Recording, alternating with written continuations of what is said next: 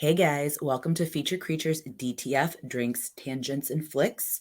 I am your host, Jordana, and with me is the other amazing half of our show, Sam. Hello. Hello. Um, what a week it's been. I feel like you and I have talked, but I feel like we haven't had a chance to talk. 100%. It's for our friendship, this has been a weird week, I'd say, because you're legitimately, I have like two friend chats that talk with almost every day. I Same. have like these two dudes that I used to do a podcast with, but they're locally my friends, and then there's Yes. you. But because of the topic tonight, we haven't really been able to talk for the last week. So it's been kind of it's been weird, and I also very much have been wanting to get into today's topic with you specifically. I know because where I'm at, so we didn't get a chance to see Scream opening weekend. And then I was supposed to see it on Tuesday.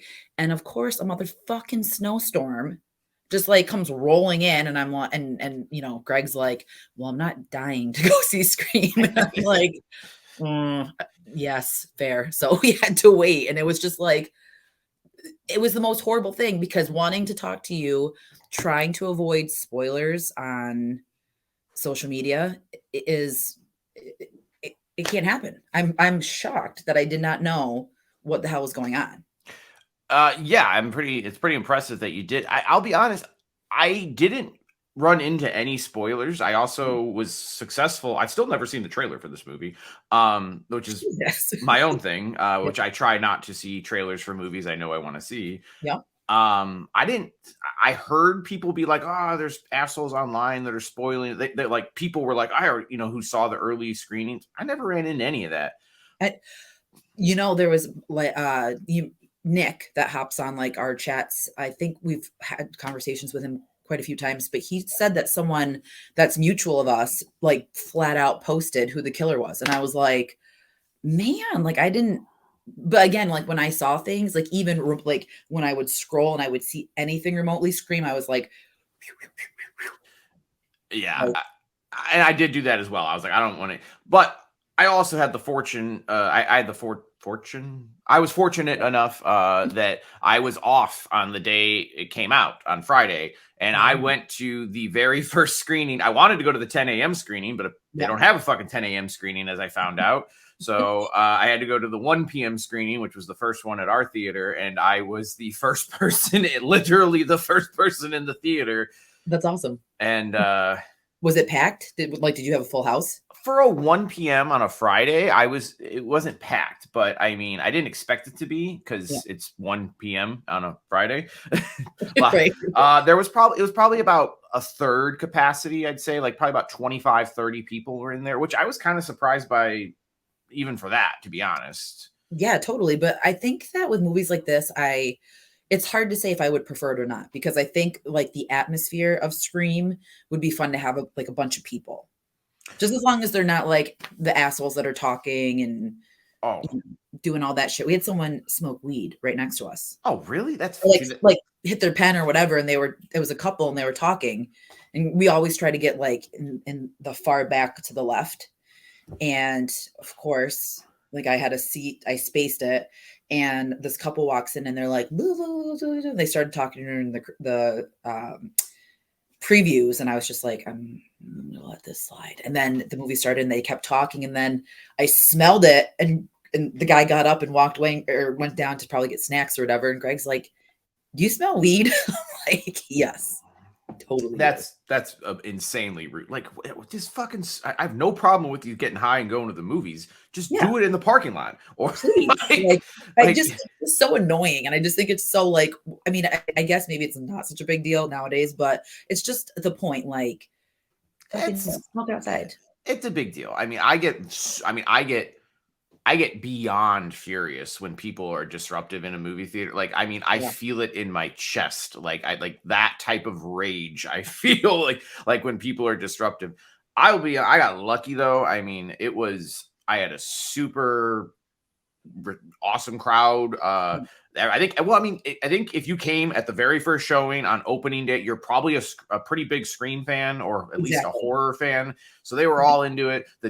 My favorite part of the viewing experience for me, I went alone. But the dude who was sitting like maybe like 3 or 4 seats down from me was like the most reactive dude of like in the whole crowd. Like anytime something happened, like I was like, I started to like look at him like anytime somebody got it, he was like, holy fuck, like Jesus Christ, like he was just like it was just like these like loud expletives of like he just couldn't believe like the violent. And then like when the reveal happened, like he's like vocally was like he's like, I knew it, and I was like, I want this dude to be in every movie that I go to from now on.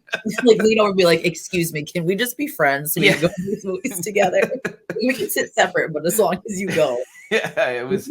I was very much enjoying my time with. I think honestly, sitting next to him, like if I'm going on like a letter grade score for this movie when we get to the scoring, it's for sure going to give it like an extra plus. Like if it's a B, it's getting a plus. It's getting a B plus for it. Like all thanks to this guy. I hope he watches. I hope like he can see this at some point. Be like, oh, I know this guy.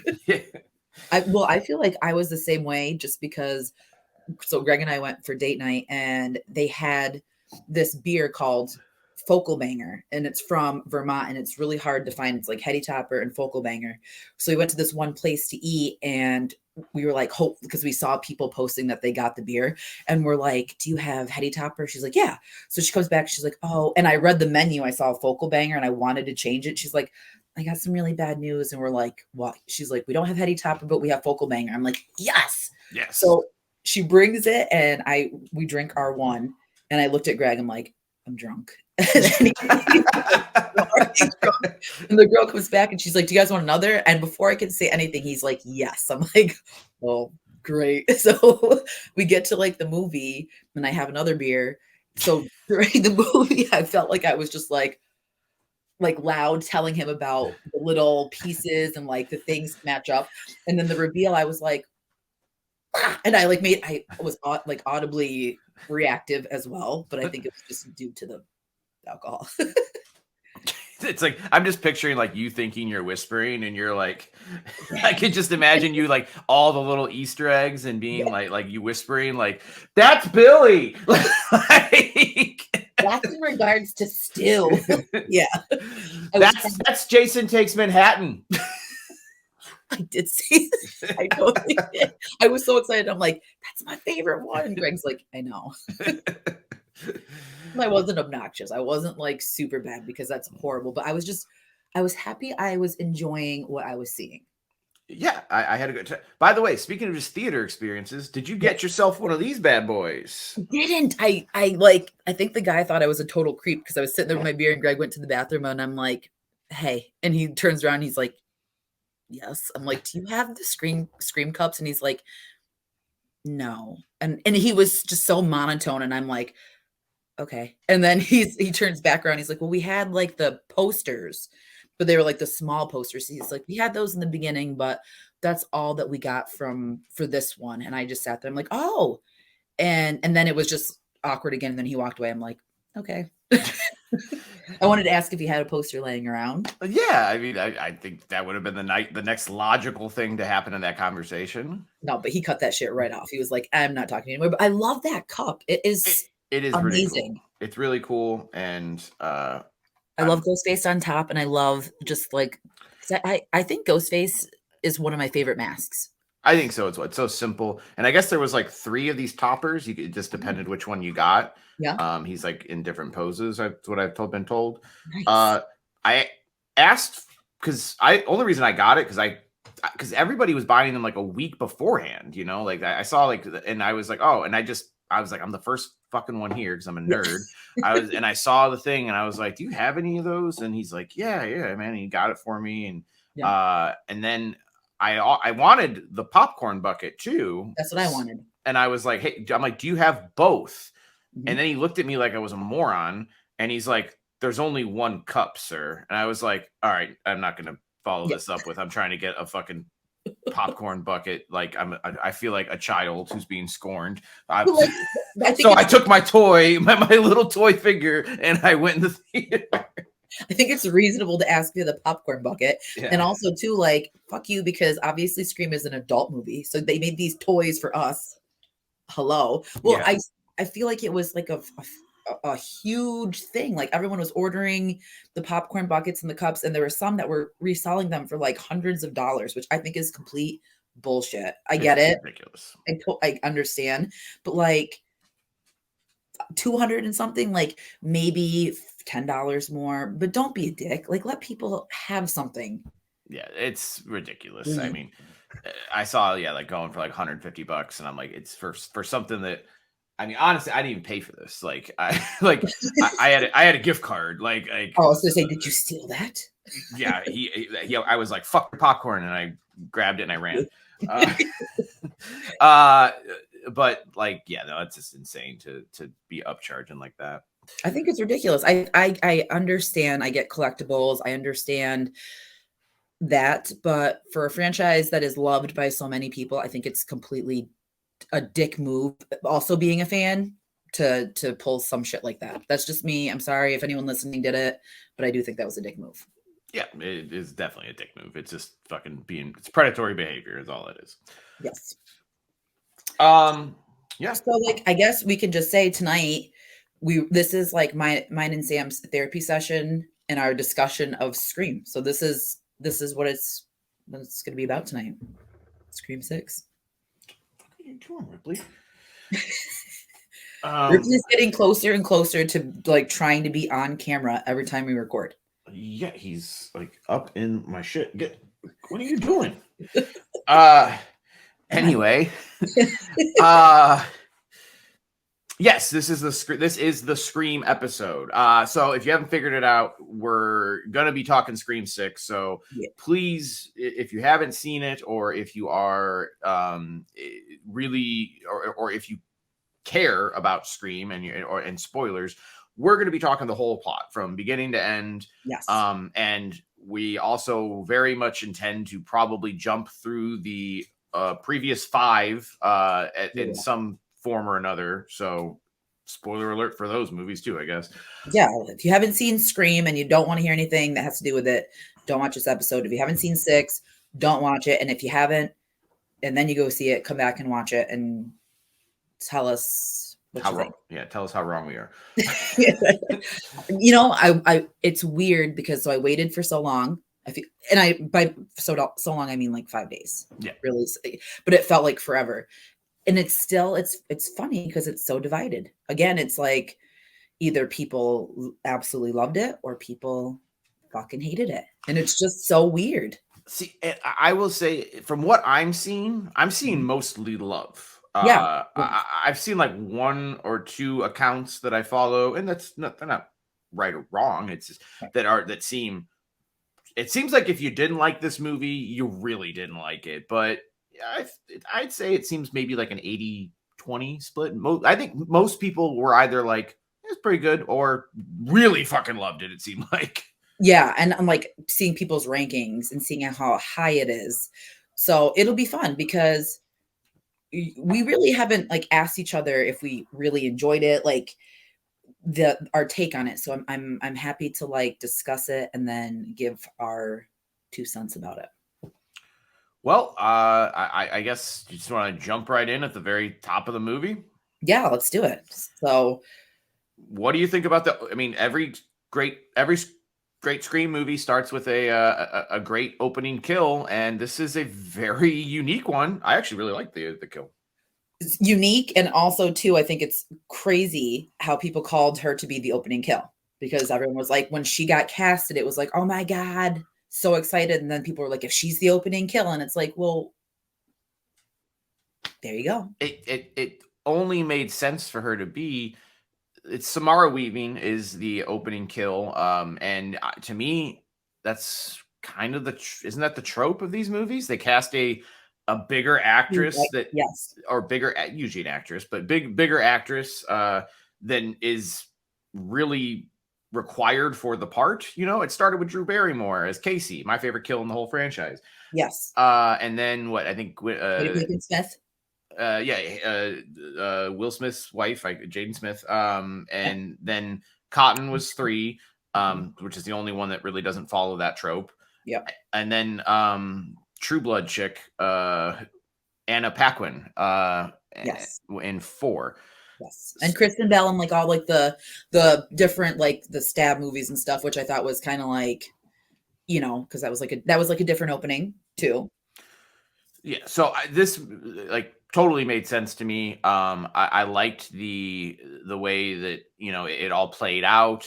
And then, I mean, I don't. Okay, I guess here's my thoughts. What happened? Okay, right after Samara Weaving gets stabbed, just boom, like it's a pretty fucking I mean, the violence level in this movie is by far the most violent Scream movie ever. It's like, yeah, like it was the I was like, wow, like that was like something behind it. So I'm like, okay, try, and I like her being the teacher. So I'm like, all right. And then we get, and I was almost like, oh shit. And I think yes. this was really smart on their part. They Mhm. have the killer take the mask off, and you're like, oh, this is a guy I've never seen before. And then you're like, oh, and my head starts turning at that point. I'm like, I'm conflicted inside. I'm like, wow, what if we get a Scream movie where we know who the killer is the whole time? Like that's never been done before. But then I'm also like, I'm having that internal battle. The other side of me is like, but half the fun is trying to figure out who the killer is. Yes. But it was all for naught because it was just completely yes. What did you think of that? I liked it. I liked that it was back to like the phone call. I mean, I know like they all were on the phone, but I felt like, because with me, full disclosure, I really did not like 5. So the whole opening scene with Tara, because I felt like you cannot, even I know they weren't trying to copy it, you cannot duplicate Drew Barrymore. You can't, like, it was very similar, and I felt like, please don't do that. So with this one, I liked that she was the teacher in the film. So you're getting that. You're like, okay, this is tying in. And then when the mask came off, I was like, oh shit. Like we get to see who the killer is. And I thought the same thing. I'm like, are we going to know the whole time? Which I was conflicted as well, but I was like, that would be completely different. That'd be something that they would never, like, I don't think that they would do, would be super ballsy for them to do that. So it was different. So then when he gets back to the apartment and Jason Takes Manhattan was on, I was so fucking excited that they did that little nod, because I was wanting a Jason Takes Manhattan somewhere in this movie. It had to be done. Like it had to be. And the opening like sequence was awesome. So that was cool. So what did you think about like the whole like the motive, like in that sense? Like I know it's small, but okay, so I mean, in that sense, yeah. So look, and before I get to that, can I say, because here's the thing. Yes. Ultimately, I do like this movie. And just to be upfront about it here, we know this. I really, really enjoyed 5. Yes. 5 like did something to me inside. I don't know. Like I saw it and I loved it, and I've seen it multiple times. It's whatever. This one does have a lot of things in it that I was like, this is still kind of fucking stupid. Like, and one of them is like, and I know it's Scream, it's tongue in cheek, it's meta, I get it, but I'm like, when they're like, Samara Weaving's like, I teach a class on slashers, and I was like, there's no fucking class on slashers. Go fuck yourself. Number 1. And then I was like, number 2. And then she's like, you can really like, a generation slashers really tell a lot about people, like like how the sex and the tits in the 80s and all this other shit. And I was like, go fuck yourself. I want you to die now. Like you did it. You said way too much. I was like, this is all right. So a little bit there. I mean, I'm gonna pick a little bit at some of the dumb stuff, but that was one of them. Please pick, because I thought that's no. I was saying go. Yes. So then I'll lead in with this. So I did not care for 5, which after we talk about 6, you would think that I didn't absolutely hate this one. There was more enjoyable moments that we will definitely talk on, and like chase scenes and stuff that I was super hyped to see again. But then that follows with a lot of shit that I was just like, oh my God, like, we've seen this stuff, this. So you're right. Like that kind of, I was like, okay, whatever. And then the dialogue in the house with the guy on the phone with the other killer, I was just, I don't know, something about when he gets killed and he was like, but we have to finish the movie or like whatever. I was just like, oh my God. Like, I don't know. There's parts that I liked about the opening, and then there was parts that I just thought were like, okay. Well, yeah, I'm with you. So like the Samara Weaving part I thought was great. And Yes. then we get the part where, okay, this is the reveal. Your nerves are a little bit settled because turns out the killer who killed Samara Weaving is also part of the opening kill, because the true Ghostface is going to kill him. So basically, there's two guys. For anyone who crazy reason isn't listening or hasn't seen it, but some people don't like to see the movies. Yeah.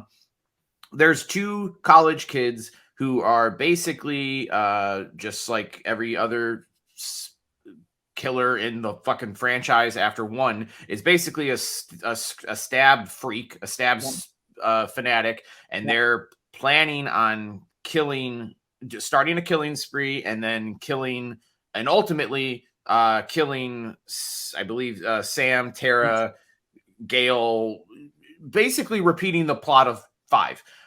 That's their plan. And we see Tara in the opening scene because she's like going to a party. So you see their interaction. Yeah, and she knows this guy. Yeah. Yes. And you see that whole, you're going to this party type deal. So you already know like that there's a presence about these sisters. Like people in New York, like even though they're in New York City and they're far away from Woodsboro, people know who they are. Which, you know what I mean? Like, of course, people are going to know because it was, everything that happened was kind of big. Yeah, but almost in I would say like a weird way. Mm-hmm. Like, and I get it. That's part of the plot, is that like misinformation is used as a weapon against the sisters. But it seems like nobody gives a fuck about Tara. They're all like, "Yeah, let's party with Tara, and let's get Tara drunk and fuck her."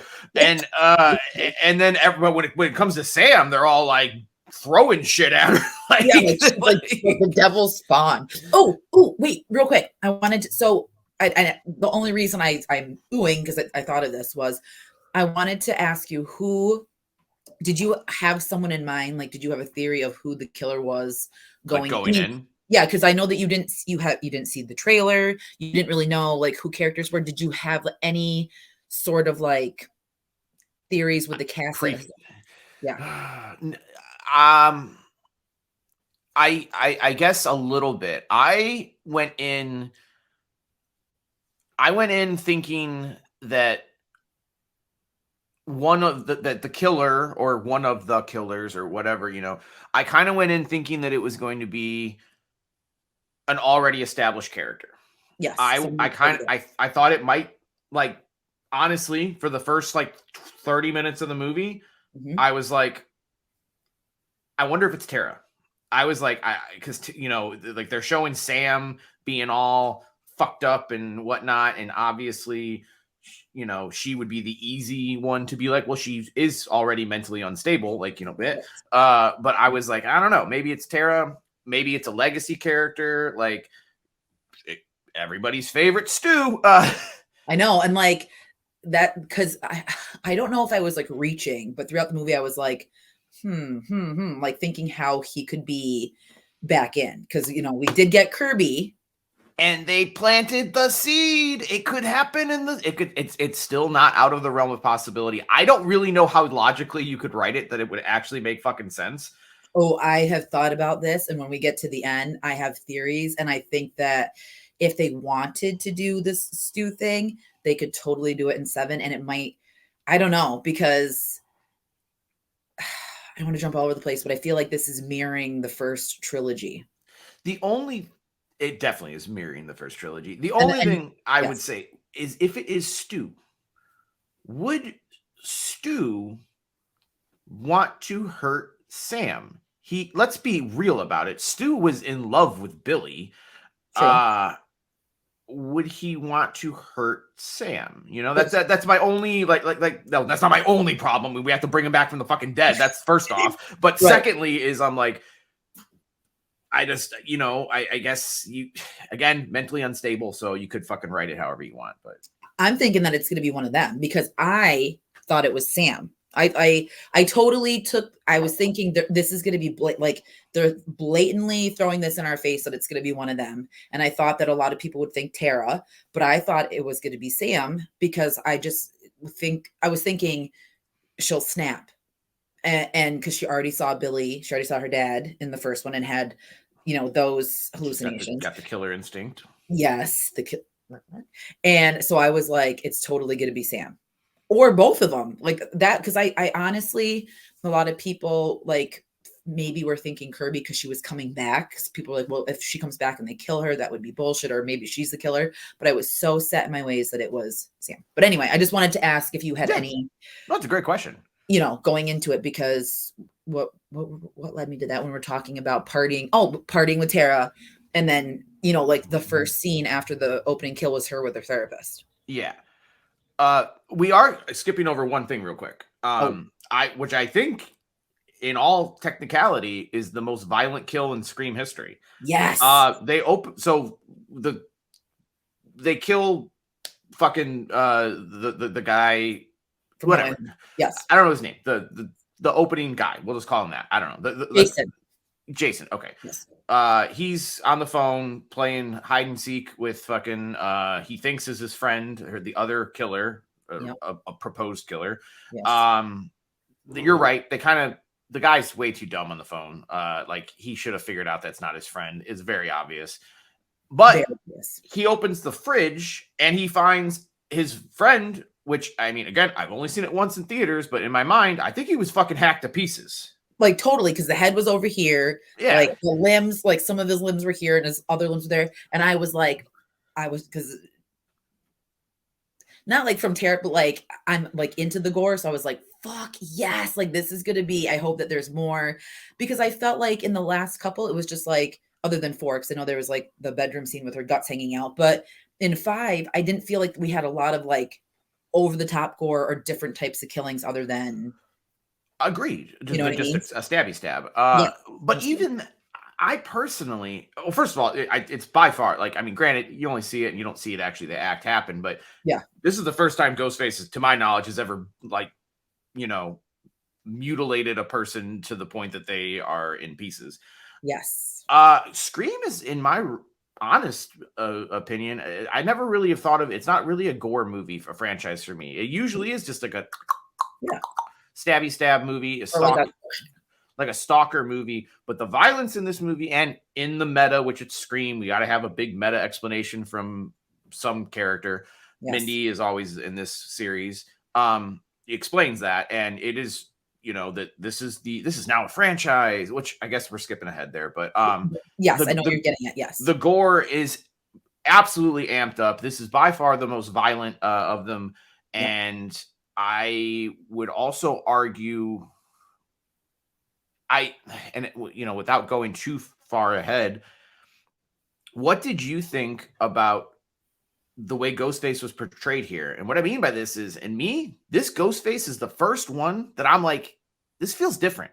Like, It's not a stocky, he's not a stocky guy. He's not a slow moving guy. This Ghostface is basically like, he's pissed off and he is aggressive and he is coming straight at you. And that's how I felt too. Cause I was like, there's something different with this, because this is like thought out, you know what I mean? And they must have known a lot if they already knew that these people were trying to be the killer. Do you know what I mean? So right away I was like, there's insight. I felt like there's like an intel, like some sort of insider job, and like angry, kind of like skillful in the sense of like killing, like someone, you know what I mean? Like if I were to kill someone, I wouldn't know how to like take apart the body. Yeah. I would just be like like a stabby stab, and then like, run away. Like, that's all I could do. So you're right. I felt like this is going to be different. And then I kind of thought like seasoned, like someone who has maybe like killed in the past. So then that brought up my, because always in the back of my head, I thought, could Stu come back because we have Kirby? I thought the same thing too. Plus, you have the mask that is being worn is it is the original mask. This is in storyline. This is Billy's mask specifically. Well, wait, let me rephrase that. I don't think that is true. Actually, I'm sorry. At each killing, I'm sorry, I should rephrase. He's wearing a mask of a previous Ghostface. And I loved that. I thought that was so awesome that they were like talking about the killers. So like we'll touch on that because there was one part that I wanted to bring up, and I think you probably know which one I'm talking about because I'm a total advocate for that person. But so I love that idea. I love that it was a different mask at each site because it was very Scream to me. Yeah, and it was, especially if you're like a huge franchise fan like we are. Yes. It was sort of fun for each killer to get a little bit, just a little bit of a story. Oh, this was Roman and blah blah blah. He did this, and this was Stu and blah, blah, blah, blah, blah, you got a little bit of just a pinch of throwback for each killer, and it was a nice homage.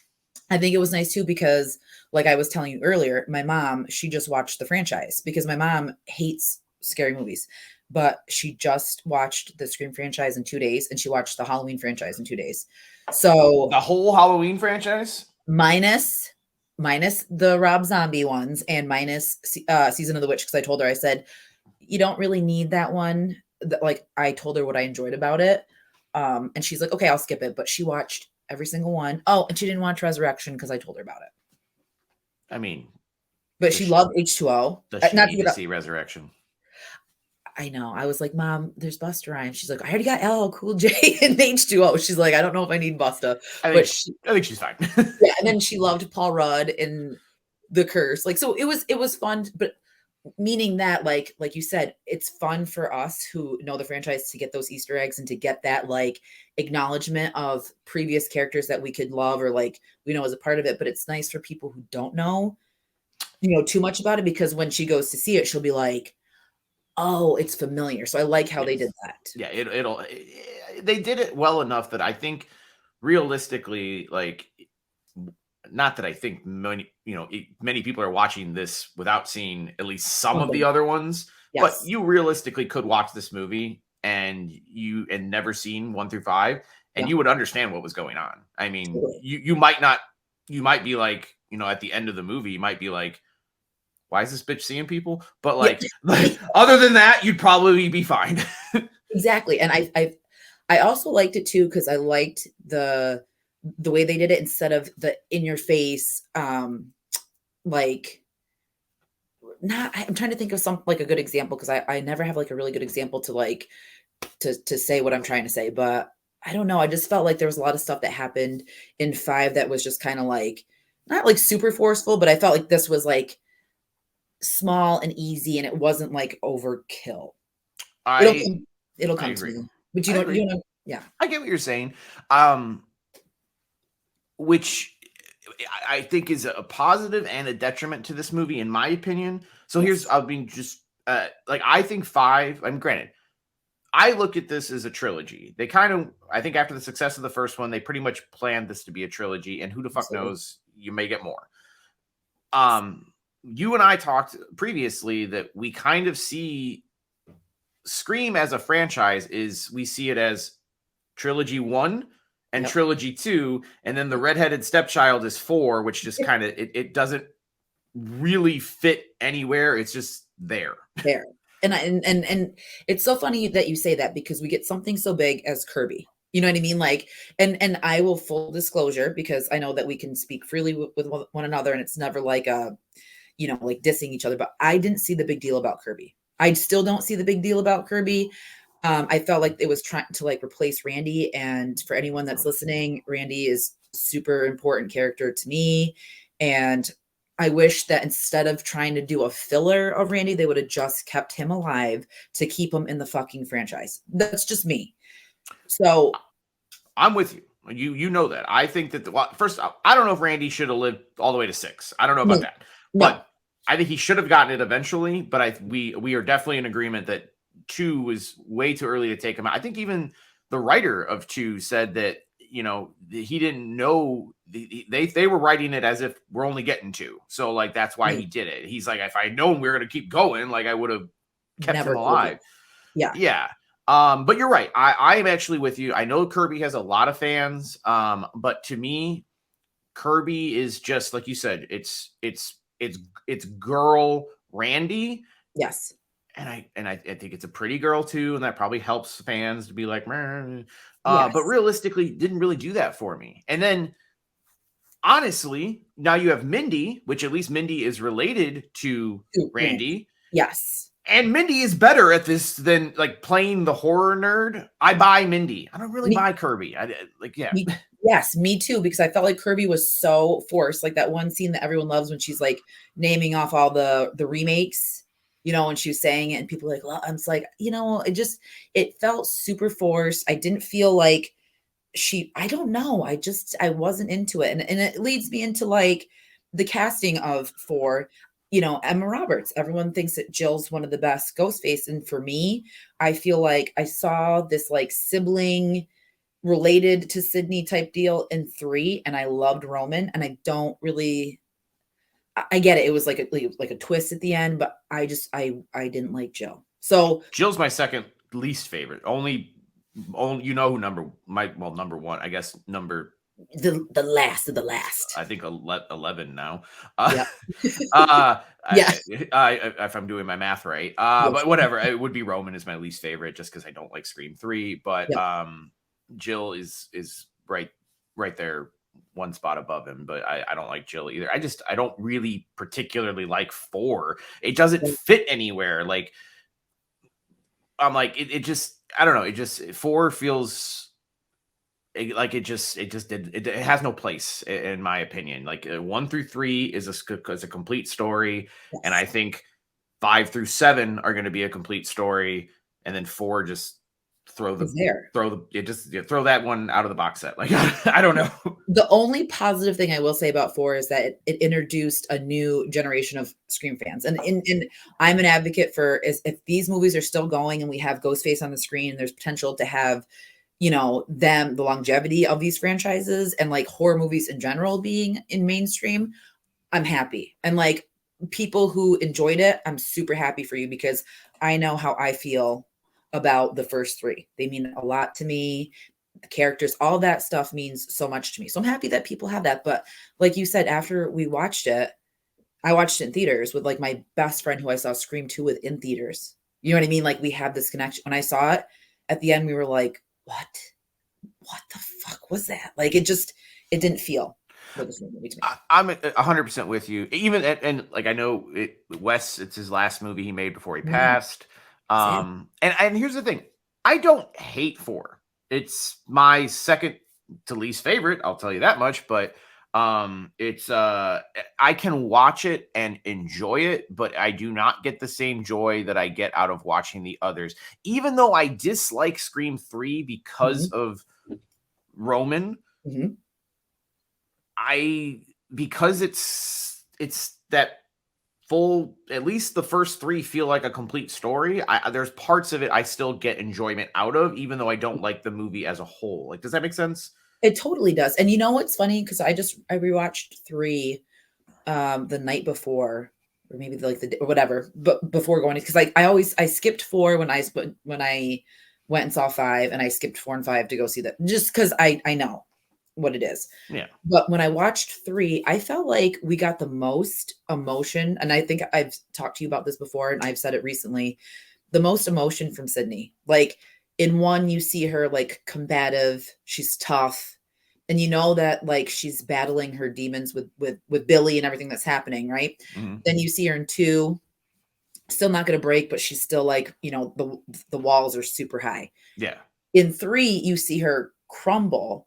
You see when after the house scene and she sees Ghostface in there and she comes out and Dewey consoles her and she's crying and you see her cry. She's like, it was my mother. And you actually see Neve Campbell like tears, and you feel like that emotion. And then you feel when she's talking to Kincaid in the cop station, and she's talking about her mom. I feel like we got so much from her. Is 3 or 4, now that I'm thinking of it, the one where Sydney is like living in the woods secluded? Which one is that? That's 3. That's 3. Okay, that's the one. Yeah. And I hate the mother angle. Like, I hated that whole thing when she's like at the window and she like looks like Linda Blair, and mommy want like that. I was like, this is kind of cheesy. But I felt like the other interactions that we got, and I feel like at the end with Roman, as much as Roman, and I think, not to go off on a tangent, but I think that the whole Roman thing was so quickly put together because of the original getting busted. Yep, the leak. The whole leak.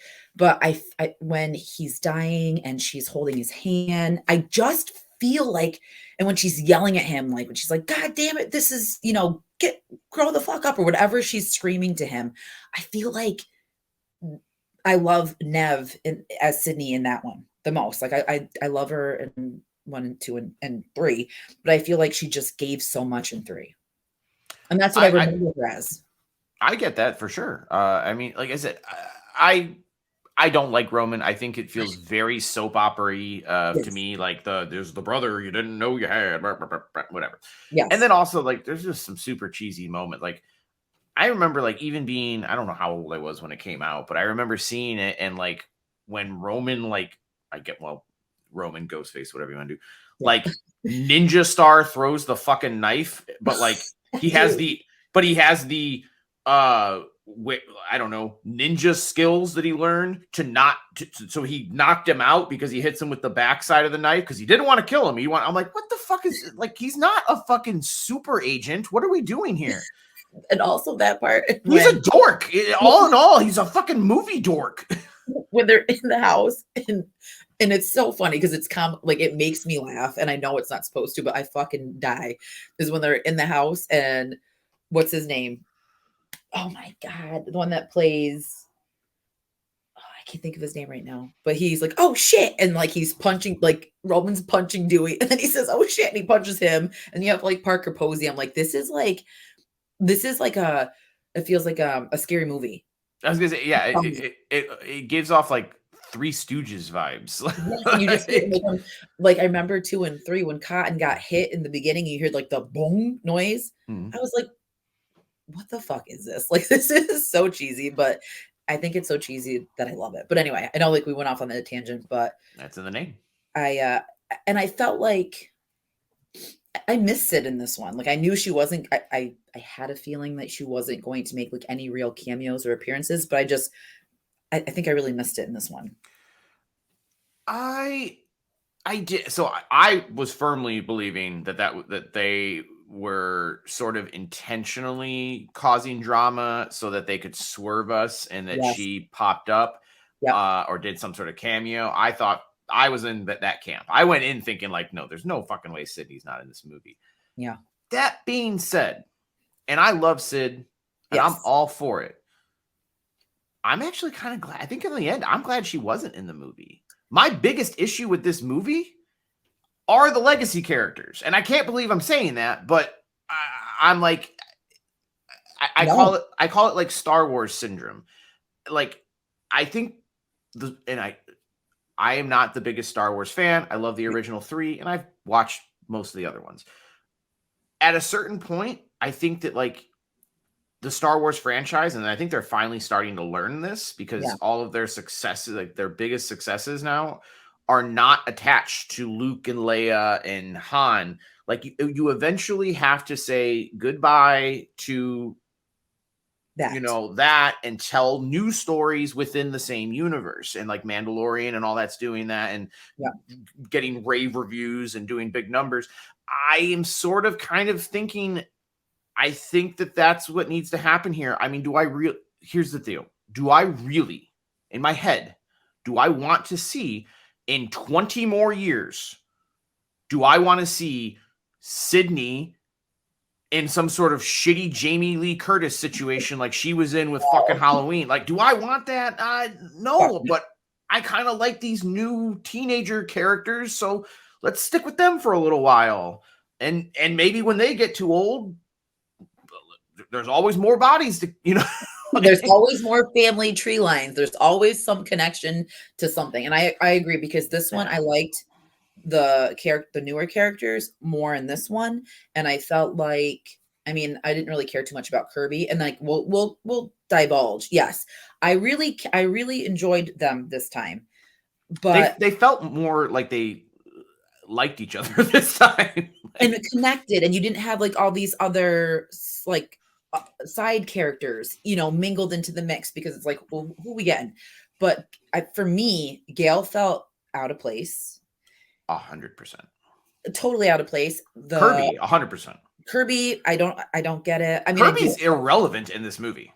Totally. Well, she is, and then she's used as like a fucking pawn at the end, as like anyway, I didn't think it was necessary to bring her back, and I don't understand Gale. And we'll touch on that when we progress through the scenes, because there was a lot of shit that really just irked me. And like, you got rid of Dewey. You know what I mean? Like, let's kind of yeah. I mean, it's my biggest issue with the movie, but and I think we'll probably, I think I know what part of the script we'll probably talk about it, but because I have a feeling you're going to feel the same way. Yes. All right, let's move a little bit further through the script here. Yes. So I say we're still like right in the beginning. Yes. So at that point, what happens real quick after there? Okay, yes. Then we cut to Sam is in. Oh, wait. There's a great line though. I'm sorry. One line. Yes. Which I love. Yep. Because this is also what separates this fucking Ghostface from every other Ghostface ever. Mm-hmm. Even though the reveal is similar. I love the line of, well, are we going to finish the movie? Because every Ghostface is obsessed with movies, right? Yes. This one isn't. Who gives a fuck about movies? And I was like, yes! I was like in the theater, like I wanted to look at the guy next to me and be like, yeah! Found it! I know. I was like, waiting for that line delivery of what he was going to say. And then when they said that, I was like, okay. All right. All right. We're not getting no fucking movie dork. All right. Yes. And then I just love when it cuts, when it does, like, it's going to cut to the title card. No matter what, I love when it does that. Yeah. So, yes. I did as well. I just wanted to talk about that line, which is kind of, I didn't really think about it at the time, but it does very much lean into the fact that, like, this Ghostface is a little bit different. He's not trying to make some fucking movie. He's not trying to do that. He is very pissed off. Well, they, whatever. Very, very pissed off. And it comes through very well and very well done, I think. The aggression was felt. You could tell this was going to be from a personal stance. All right. So we cut to Sam is in a therapy session, which was like the fastest way to go from 0 to 100 in a therapy session. She apparently has been seeing this therapist for months, and then is like not telling him anything. And then he gets her to open up, and she tells him about, who her father was and what happened to her in Woodsboro. And then he immediately is like, I can't see you anymore, which I was I'm turning you in. I was like, turning you in. I was like, turning you in for what? Like, for the stuff that happened? Like, and that's where I was like, okay, so why are we focused on this right away? And because I don't know if you're like that, but when I watch a movie like this for the first time, I'm like, this means something. This means something. Why is, and my mind's just going. I'm like, why is he turning her in for talking about Billy Loomis being her dad and the shit that happened? Because everyone knew what happened. Yeah, I mean, I think there was some line in there about, like, oh, well, because she said that, like, when she got her revenge and she killed Richie, that she's like, I liked it, like it felt good. Yes. And then, but I'm like, and he's like, well, I'm going to report you because you could be a danger. And I was like, I don't fucking think that's how that works, dude. Like, and also like you can't Google her and be like, this guy stabbed and murdered all of her friends, and attempted to murder her. Who gives a fuck if she stabbed him 20 times? Like, so she's the bad guy. Yeah, yeah. exactly. And like, what the fuck? You know, like I don't know. It just, and then worst I knew therapist ever. worst thing ever. And then I'm thinking, I know what's gonna happen to you, buddy. Yeah, and you're like, because then at that point, I'm kind of like, all right, well, I hope you fucking get it. I hope you get it like the fridge guy. Yeah, like that's like shitty fucking. What a great way to help your patient. No, but then that made me like, again, I was thinking it's her. And I think I even looked at Greg. I'm like, it has to be her, because just like being able to talk about it and then like, you know, her getting turned in, I just thought it was going to just send her off on this like downward spiral, you know, and then because we do see her being attacked throughout the movie by other, you know what I mean? Like you see that. So I thought it was just like the setup for what was going to happen. It's interesting because I never saw that. But I did, because your mind sees what you want to see. I think for the first like 20 minutes, I think maybe half hour, I was like, I think after a half an hour, I settled on, okay, it's not Sam or Tara. But I was like, well, Tara wasn't here at this scene, so it could have been her. You know, I was like, yeah. Well, let's go. Okay, so we get to the introduction of some new characters. Sam, after that, goes to her apartment. We meet Quinn Bailey and Ethan Landry, which Quinn is their roommate, and Ethan is he's Chad's roommate. Yes. Yes. And basically, Quinn tells Sam that Tara went to a party, and Sam is super protective and goes to the party to basically get her. And then I liked what happened at this party, though. I'm not gonna lie, I liked it. But I'm a fan of a bully or douchebag getting punched in the old face. Yeah, getting fucking called out and punched in the face. Exactly. Tara's drunk, and some douchey frat guy is trying to get her up into his room. Which she's kind of like, I don't know. And then she's like, fuck it, sure. And then, which is an interesting take, because she's not necessarily, she kind of knows what's going to happen up there, it seems like. But it seems like she didn't give a fuck. Like, okay, I'm going to grow up. This is what's going to happen in college. And I was like, oh shit. Yeah. And then we get a part that I'm always a fan of. I believe Mindy. Oh, and we also meet Mindy and meet Mindy. We know Mindy and Chad are at the party. And Mindy's with her new girlfriend, which I don't know the girlfriend's name. Annika. Oh, good fucking memory. Yeah, I like their little play. They're good there. But I like when Mindy sees what's happening, and Mindy goes and gets Chad, and Chad basically fronts on the dude, and then the dude is I believe, does Chad? No, Chad doesn't do anything to him. No, they do get into a fight. Right? He like stops it, and he like does his little like, "Hey man," da da da da, and then Sam pops in. Yeah, they're about to fight, and then Sam pops in and like acts like she's breaking it up, and then tases him right in the balls, which is great. What'd you think of the scene?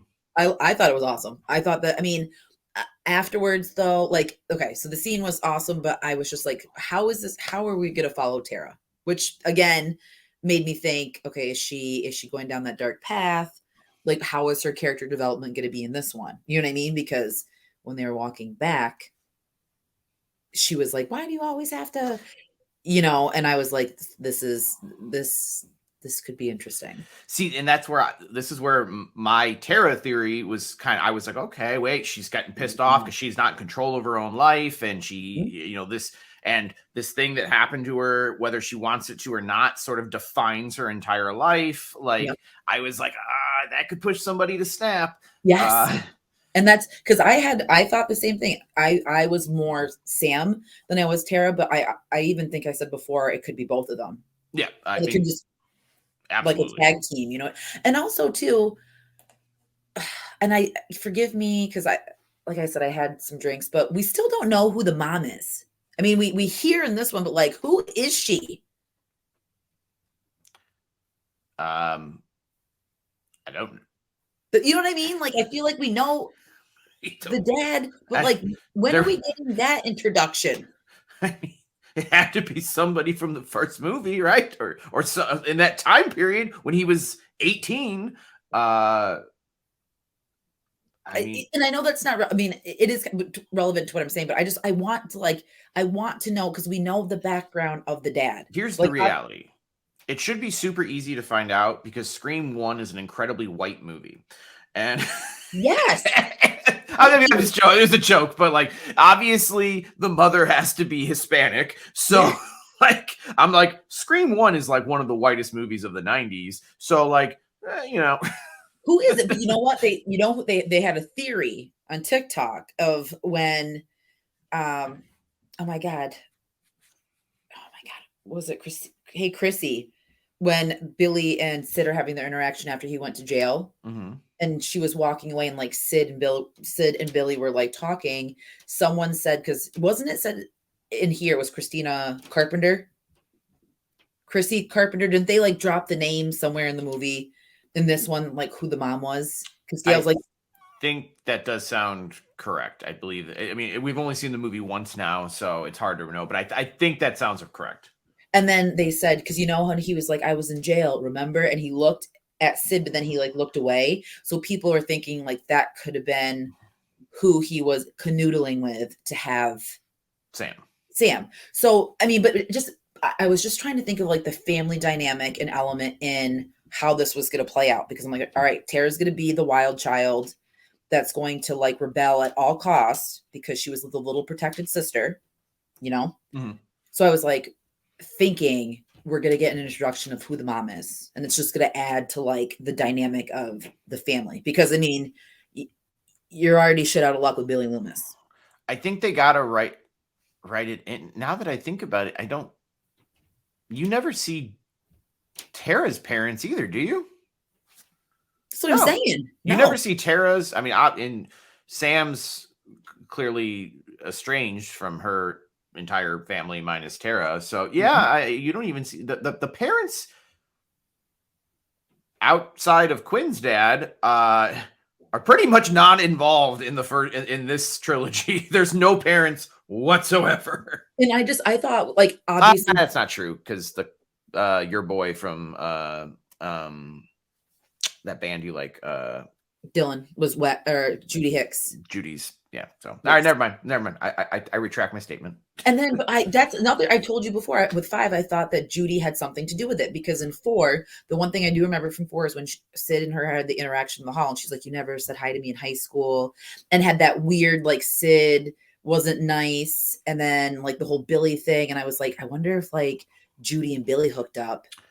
I thought Judy was going to be one of the killers in 5 just because Yes. of her setup in 4, where she's like the super Dewey fan and she's involved in everything, and like they made her feel important in 4. So I thought that was a setup for something in 5, and she was just cannon fodder. Yeah, and then I even possibly considered Dylan West being something like a mother son dynamic, kind of like Billy and Miss Loomis. So you know what, I have all these like side things in my head when I'm watching these. I should have brought like a notepad, write down my thoughts as I went. Like, okay, this seems important. I just picture you like in one of those like where you know where the cops have like the pieces and the red string tied all over the place, and which is The meme of like, what's his name, Charlie Day, when he's like has a yeah. Or like when Andy's trying to do it in Parks and Rec, and it's just one line to a pie. And I'm sorry, I went off on another tangent because we're it's in the name of the show. Yeah, so we like tangents. It's happening. So that's where I was going with like her character, because like it just seemed like she was out of control and she's pissed off and she's angry, and it's like, I don't know. Yeah. I'm with you. You want to keep moving along here? Yep. So we haven't even got to them meeting Ghostface yet. We're still an hour in and we haven't even got past the first 30 minutes. So let's keep moving. Yes. All right. So after that, they run into a group on the way back, and the girls are harassing Sam. And they film it and they make it look like she's attacking them when clearly she was just defending herself. Yes. They're trying to play up on the fact that like everybody's got the thing wrong. They go. Now they're back at the apartment where. Oh, by the way, here's another issue I have with this movie. Yes. Would you like a Coors Light? Because I feel like you might mentally want a Coors Light after watching this movie. I know product placement is in every movie, but Yes. I was like, do these people drink anything but fucking Coors Light? Because it's in every goddamn scene. Sponsored by Coors Light. I mean, it's in so many scenes. Like she's at the party, they're all drinking Coors Light. When they're in the convenience store, the only beer on the shelf is Coors Light. Like when the sexy neighbor guy, who is now, that's why I'm bringing it up because I remembered it. Sexy neighbor. There's like a hot neighbor guy that Sam has a relationship with, but she's trying to keep it a secret. But he's walking in, and guess what he's fucking got? He's got a 6-pack of Coors Light. I didn't even notice that. I honestly, I couldn't stop noticing it. And now when I go on Tuesday, I'm going to be like, fucking Coors Light. if you played a game with that beer that you had, drink every time Coors Light is on the screen, you'll be fucked up before Ghostface gets revealed. I promise you. Wasted. God, now I just really wish I had a Coors Light. Does that make you want a Coors Light? Anyway, what do you think? Okay, so now we pretty much. No, there's still one character left that needs to be introduced. What do you think about hot neighbor guy? I don't know his name. I thought that was weird. That also sent me into a tizzy because I'm like, okay, this mysterious neighbor dude, tall, physical build. I'm like, okay. His name is Danny, by the way, it looks like. Danny. That kind of fed into my theory of them being like Bonnie and Clyde killers. And I just thought it was so strange how like she had the interaction, like seeing him, and then when they have the actual interaction and she's like, get away, like Napoleon Dynamite-ish, like they can't see us. I'm like, oh God.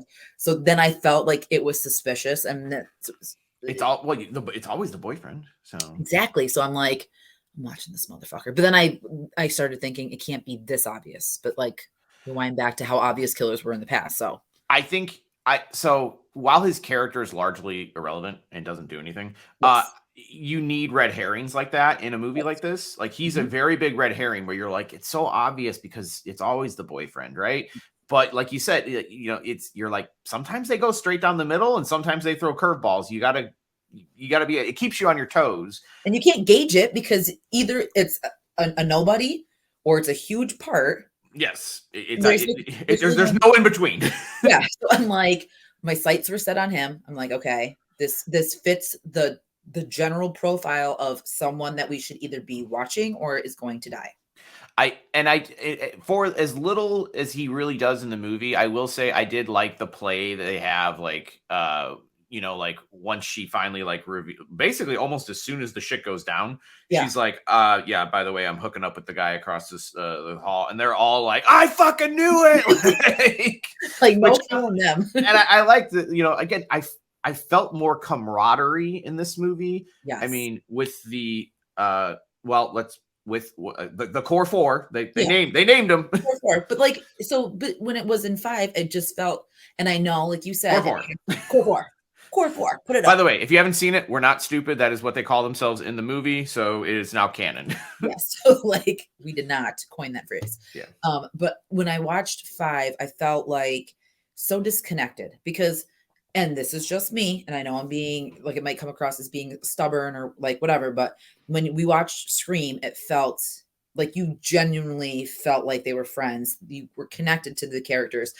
I felt that way in 2, you know what I mean? Even with Derek and oh my God, Hallie, you know what I mean? Yes. And Mickey, it felt real. It felt genuine. 5, I didn't feel that way. This one, I felt it. I felt their connection. I felt the unity. I did. So I'm glad that I felt that way because that character development was definitely working. Well, I mean, and we're talking about character development. I think one of the smarter choices that they made in this story, they never really pulled the trigger on a meaningful love story with Sydney. Really never did. I mean, she had Crazy Billy, and Yep. then she lost Derek. Yep. And then I think just I don't know we don't even know who her actual husband is. It's Kincaid. Is it? Yeah. I wait. Yes, it's Kincaid because in maybe not so I hate saying it because I don't know 4 as much as I know I don't know the 4 rest very of well. them. Yeah. But in 5, they talked about Kincaid was with the 2 kids when all the shit was going down, and they were asking about him, about Mark. I've never caught that before, but that Yeah. is okay. Well, okay. That Which makes is sense. for me, it's such a random, like, I get it, like, but a random piece to fall on that it was Kincaid. Yeah, I mean it doesn't I get really it. have it. And that's the thing. I may have also known that and just forgot that because that Yeah. information doesn't really do anything for me. I never really felt that connection, you know. No. But I think that they made a smart move here in this new story with this new group. They've inserted a love story in there, and Chad and Tara have a thing Yes. where but they I think you're gonna have to wait till 3 to get the because they all no I'm sorry she does kiss him in this one but she's Yes. about to kiss him, and then Quinn totally fucking cockblocks her which seemed like on purpose, but I mean I can't even, well, I guess we'll get to that later. It did seem very much on purpose, which I didn't know if it was at the hands of Sam and her like kind of stepping in for Sam, because I felt like Quinn and Sam's relationship felt like they've been friends for a bit. And I don't know how I thought of that because new character, Yeah. but I felt like I felt that. And I don't know why. So you're right. I felt like it was kind of like, oh, We hey, don't knock it off. we don't get to know much about Quinn, honestly. Her character doesn't Doesn't. stick around long. Mhm. Yeah. But her only real attribute that we find out is that she likes to fuck. He is the hoe bag. And every night it's a different dude because Yep. she like, and this is a direct quote, variety is the spice of life. Yeah. Like, And and I love that they did that with her because it wasn't like it's like this is who her character is. I mean, I love that, but it does. Towards the end of this video, I'm gonna have some questions that relate to her personal activities that we don't get to see off screen. But yeah, I thought it was a smart move to set. And by the way, I bought it too. I'm not again. This doesn't feel like apparently the Kincaid relationship that I never gave a shit about. And now that I think about it, maybe I had heard that. But I buy Chad and Tara together. Like, it makes sense. They've gone through this before. They know they can trust each other. Like, I'm here for it. And it felt natural, which was good because it didn't feel forced. Like something has to happen. It felt like, because I didn't see it coming when I did. I was like, oh, and then I thought, okay, this could be cute. Like this is because, like you said, there was no real super love interest other than in like the main trilogies or actually in the first one and 2 and then 5. Yeah, Billy and Derek and then Richie, which I know Richie's not one of my favorite killers. I love the movie. I don't really give a shit about Richie, but him and Amber are my least favorite, and then Joe. And I'm being an asshole about it because I'm so mad. I'm so mad. Never mind. I'm not going to go down that route. I was upset about who killed Dewey too. That kind of irked me that it was her. Yeah. And I'm not trying to be that way, but it's Dewey. Never mind. I'm not even going down the avenue. I've talked about it so many goddamn times, but the playing stupid, like going to shoot him in the head and how it took so goddamn long. And then Amber. Dewey acts a lot like Dewey in Scream 1 in that instance, as opposed to the guy who's been through this shit 4 fucking times. And that's what really bothers me. And that's just me being me, because I, like, again, like Lucy characters, it has to come to an end sometime. But I hated how that was portrayed, and it fucking really irked me. That's it. I didn't mind it as much, just my 2 cents. I told you the story. I saw that movie again alone in theaters, and I was crying in the middle when it happened, because I was like emotional crying, like not like sobbing, but I was like, I know. I got some popcorn in my eye. Like I got Misty Eyed when Dewey song played. Oh, yep. With Gail and saying that I don't know why that hit me, but when it started, I was like, and I gulped, and then I could just feel it in my eyes, and I was like, what's happening? It was a nice way to get a reference in there for him. Exactly. Yes. All right. And then it's at this point. Let's see what happens. Okay. Oh, the news story hits, and they see the murder of the teacher and the 2 other college students on the scene, and they realize that Ghostface is back. Sam's immediate instinct is like, let's get the fuck out of town. Like, which I'm like, life. Smart girl, by the way. Like, yes. But then they're informed by the detective that they can't leave because basically Sam is the number 1 suspect.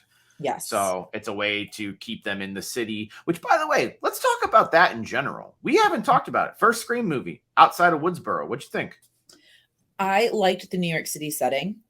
I thought it was a breath of fresh air, and I thought that it had open opportunities for potential killers, for the environment of the killings.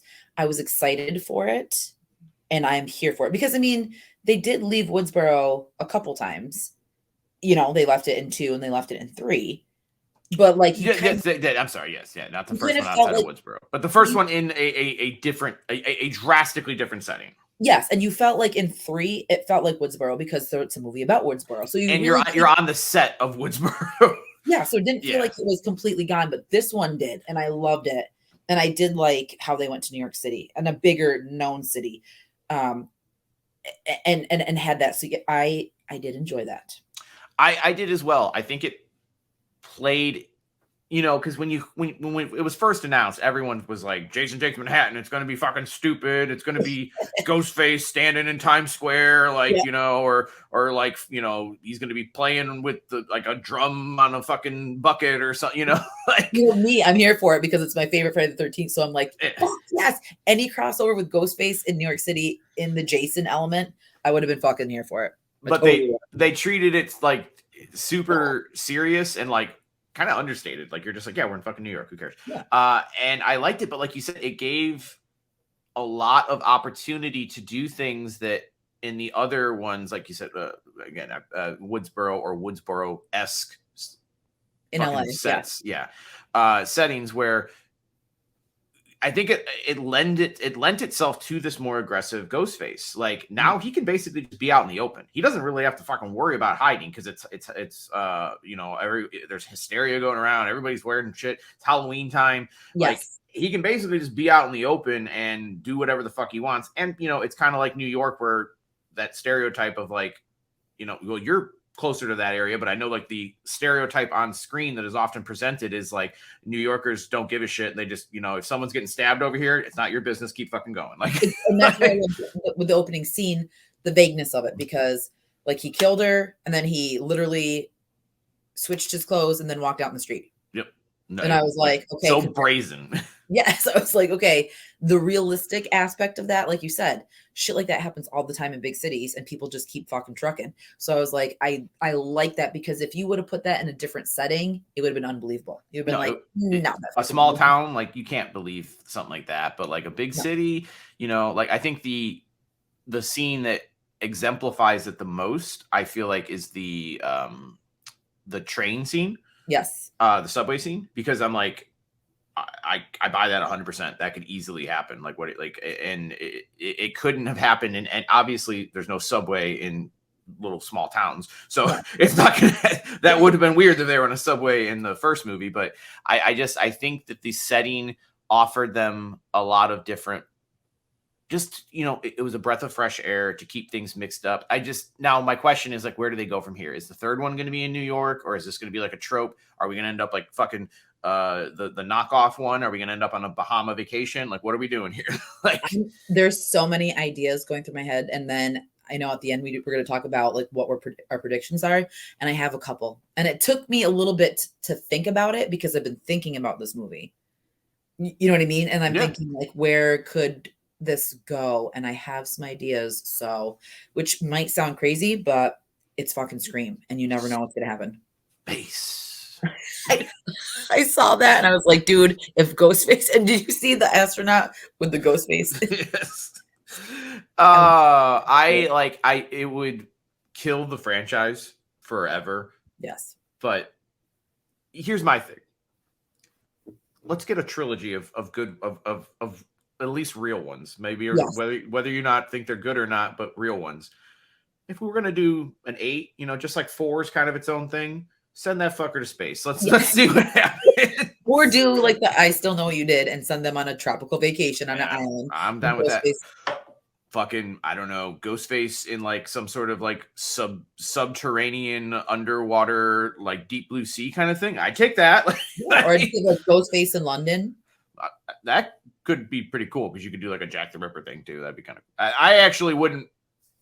I wouldn't be mad if they told me the next movie was set in London. I'd be like, okay, well, like the first like recorded serial killer. Okay, I can go with it. I'll take anything at this point because I now realize that I will go see any Scream movie because I'm just a sucker. Because I was like, I'm not going to see 6, and then I was like, and you crumbled. I did. I folded like a fucking deck of cards. I was like, I gotta go see this, and I'm going to see it for the second time. You have to. I see. Here's the thing, and I'm so glad you changed your mind because, like, here's the thing. Even though, like, I think they pissed on Halloween's fucking grave for that franchise, and honestly been pissing on it for quite some time. Like, I'm still like, I'm glad I saw them because if I just skip them, I will never know. And by the way, honestly, those shitty Halloween movies are a big part of the reason why you and I became friends. It's true, and I've made connections over them. Exactly, but like you said, like I'm gonna watch and see what happens, but like that's a movie that I will never watch again. I watched it one time, and it literally. If people don't think that it breaks my heart that I'm saying that about a Halloween movie, like it does. I'm like genuinely upset about it because I felt fucking completely lied to. I felt like it was so personal. Like, how dare you? Like, then I got in a fight with the guy on TikTok about it. Oh, an old TikTok fight, huh? I'm usually like, you know me, I don't fight with people. I don't like that shit on my page. I want to be happy and to be cool. You like this? That's awesome. I'm glad that you did. Like, this is my opinion. And I posted that meme with me sitting there about people explaining Halloween Ends to me, and he put someone put and I was like, yes.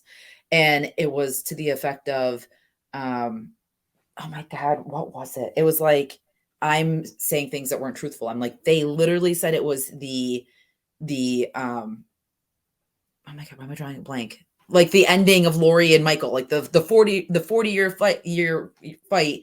This was going to be the last. It is in the fucking title of the movie, right? So they kept saying it. And this is going to be the last interview, and he's like, I said, it's just a matter of opinion. I don't like it, and that's just, and he kept arguing with me. I'm like, you arguing with me is not going to make me like this movie anymore. Yeah, I mean, I'm not going to argue with people. I often find myself, what I'll do, like, where I'm in situations like that now, where I'll like type out a fucking thing and I send it, and then I'm like, block. No, and I'm just like, this ain't worth it, and then I just delete it like 6 seconds later. I'm like, no, I'm like, what am I gonna do? Am I gonna argue about this? But like, also like, someone who wants to go out of their way to be like, you're wrong or whatever, yeah, go fuck yourself. Like, it was all in good fun. I was just doing it to be funny because most people will see that and be like, think it's funny because it's me talking about Halloween Ends. Like, it wasn't. I'm not doing it to like. You're never trying to hurt people's feelings. No, but like, also too, fuck yourself, dude, because it was a lie. And it's it's one thing we always say. It's one thing we will shit on movies we don't like, and we will do all that, but we're never going to shit on people who don't like. It's Exactly. we're not going to shit on your opinion. You can like the movie, that's fine. We didn't like it or don't like it, or and you and I disagree. We disagree on this fucking franchise. So. I know, and like, but don't like force it. Like you trying to tell me it's like it's a fucking peach and it's a pear. You, like, don't do that shit. Like, just let it be and let people have opinions. So, I mean, and then back to what started this tangent here, like yes. is like, you're being glad that you saw it, and you're glad that you saw it, and you're like, I apparently am just going to see any Scream movie they make. We get so little joy in this world. If it's Scream 27, I'm gonna go in and I'm gonna go, God, I hope it's good. like that's what I'm gonna do. Yes, that was the meaning of the tangent. Was I will go see the next one. Yeah, I will. I'm gonna see any horror. I'm gonna see any movie that looks interesting to me, or especially if it's part of a franchise. Honestly, I've been doing.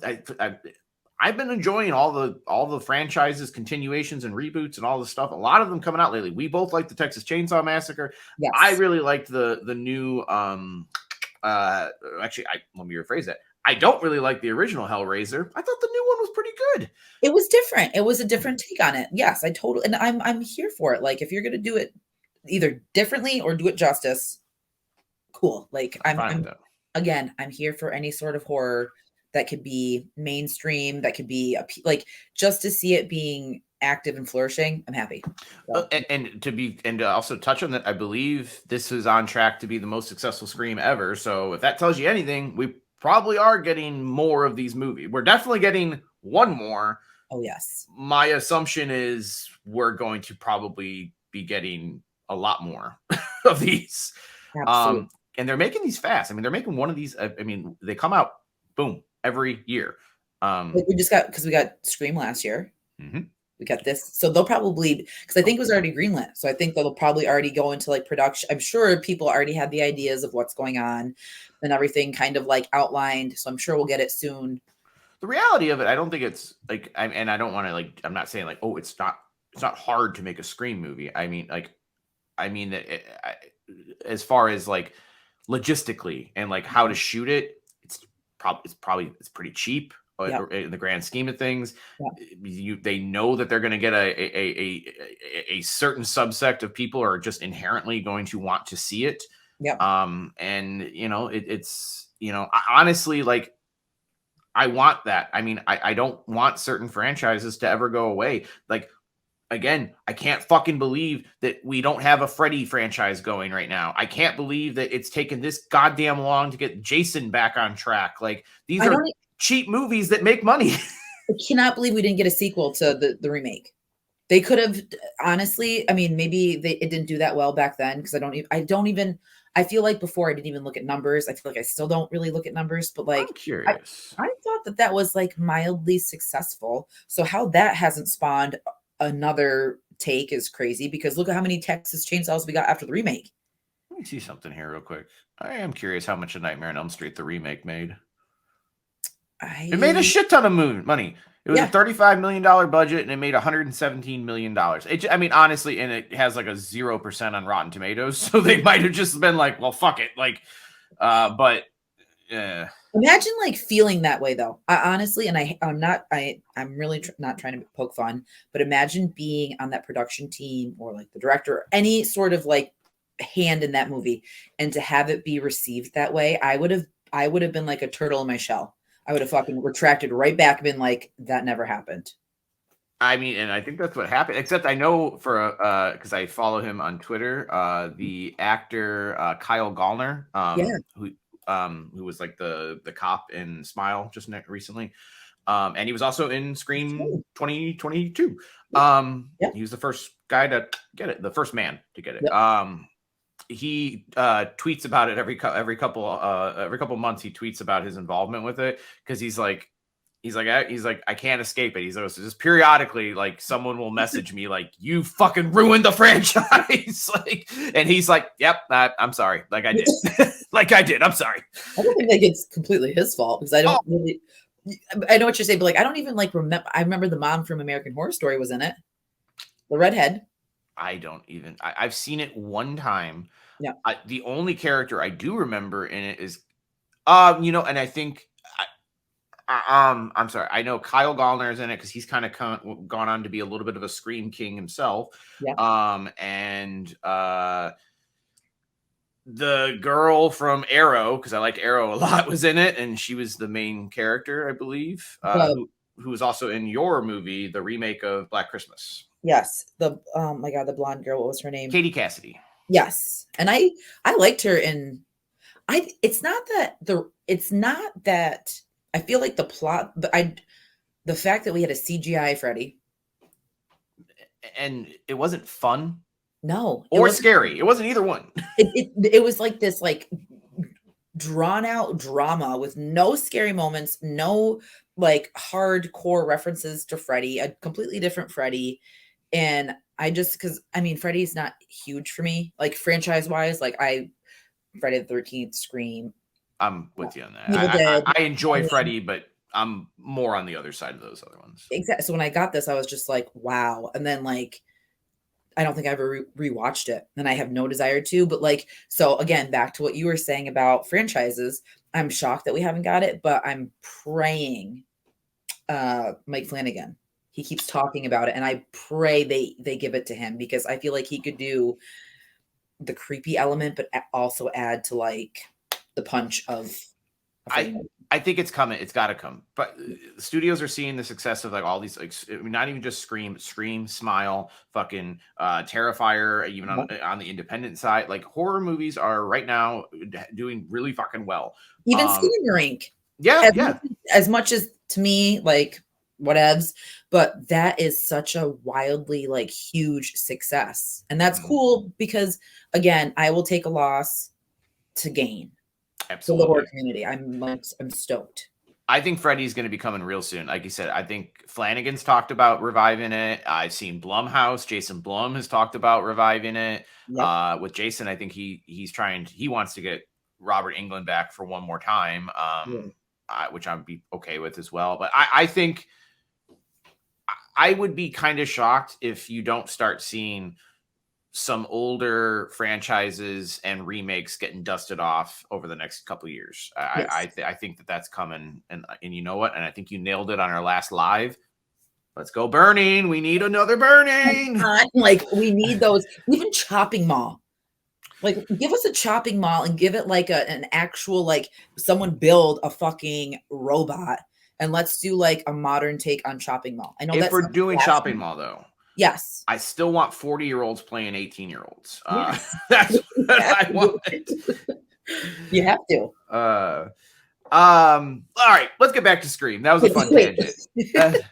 All right, we left off that basically Ghostface is now around. Tara's trying to leave. They can't leave. And we also get introduced to, and this is, I don't want to know. I mean, I don't know if this is key to anyone, but we get introduced to Officer Bailey. We get introduced that's Quinn's dad. Yes. And we get the whole, why did you request the case, and get that whole, like, because again, when people get introduced and there's already an internal connection, it always is like red flag to me, but I'm always thinking this is too obvious. So then when they introduce Kirby, I'm like, this bitch. See, that's that they did a great job of like, where the fuck is this going? Because like you said, sometimes it's right down the middle. It could just be like it's an easy in your face one, like the boyfriend. Sometimes it's this. My radar goes off as soon as fucking Detective Bailey shows up, because I'm like, well, that's Dermot Mulroney. I'm like, why? Everybody else in this is nobody I've ever fucking heard of before, but Dermot Mulroney's been acting for 30 fucking years. Like I know you. Yeah. So, and when he got casted, people were like, "Oh," about him, and I'm like, "Okay." I didn't even know he was in the movie, but again, didn't see the trailer. Yeah. So that like then now my bells are going off. Well, why is this pretty well-known actor in this movie? But there's so many red herrings that I will be honest, I couldn't figure it out. Did you figure it out? No, I didn't think, I didn't, when the reveal happened, I was like, okay. I won't say like my reaction until we get there of how I felt about it, but no, I did not.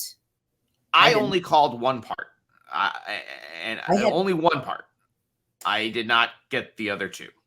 the. I think we're being. I think it's the same. I didn't feel that way until like one of the end scenes, closer to the reveal, and I was like, I got like squinty eye with that person. I'm like, you. Maybe it's you. But yes. Well, okay. I mean, we get now. This is shit starts hitting the fan. Which I really like this, by the way. They're outside trying to figure out what the fuck they're gonna do, how they're gonna handle this, and boom, phone call comes in. It's Ghostface. You know, and basically you're like, you know, usually there's a little more cat and mouse with Ghostface and his people. Within like 30 seconds, he's like on their ass and he's going hard. And also too, which correct me if I'm wrong, but when they got the phone call, the caller ID was Richie. Yes, yes, that is right, Richie, which makes sense now that Yes, I because think I was about like, it. Good I was call. like, wait a second, because I did, but I didn't think that. I just thought, okay, this is, you know. And then she's like, well, I never took him out of my phone. Which, I mean, to me, I was thinking, I mean, if someone tried to kill me, there's some people who have done less to me, and I've taken them out of my phone. Yeah. Like, so I thought kind of like, but you knew something was up because Yes. obviously he was on the caller ID. So then, like you said, I loved how it was for a second, and then all of a sudden he comes up, and then it's just, poof. Yeah. And that scene, It was I love awesome. the bodega scene. That was Yes. such a good scene. So it's the scene that set the internet a little bit on fire with people arguing with each other when it was shown in the trailer. I just saw the still. It's Ghostface got a gun, and I was like, he always has a gun, you fucking morons. It's a bigger gun now. Like I with that though, I felt the same way because obviously, you know, he has a gun, but I feel like he never like in a situation where he's attacking someone before the reveal happened, he never had a gun. So then I'm thinking it was like the chrome Ghostface with the flamethrower. I'm like, maybe this is a still from like a movie that they're producing. I didn't think that it was actually going to happen, but I liked it. yes, and you're right. It is the first time he's used or he, you know, whatever. They fucking whatever. Ghostface, yes.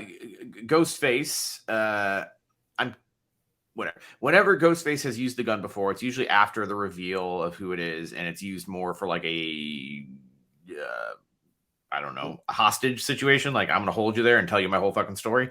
Yes. Like, Yes. but all right, so they run into a bodega that's like filled with people, and you're like, oh well, Ghostface can't possibly. I mean, there's too many people in there. Nope, he walks right into the biggest guy in the place steps up to him like, you know, you better get the fuck out, and he just straight up stabs that motherfucker right in the throat.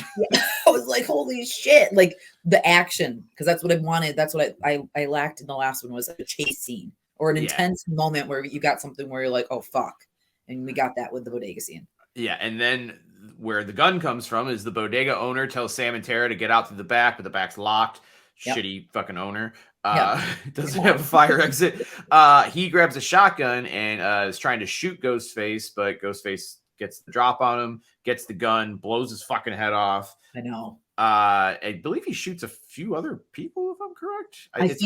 I think he shot like either one or two, and then when he's chasing them throughout the bodega, I was like grabbing Greg's arm, and he's like getting in closer to me. So I was like, oh, this is the feeling that I wanted. Yes, it's a great chase scene. It's a great suspense scene, all in a really small area too. It very much draws parallels to the Velociraptor scene in Jurassic Park, where the kids are hiding in the kitchen and they're like that. It's I would be shocked if that wasn't in some way a reference for this scene, but it's fucking great.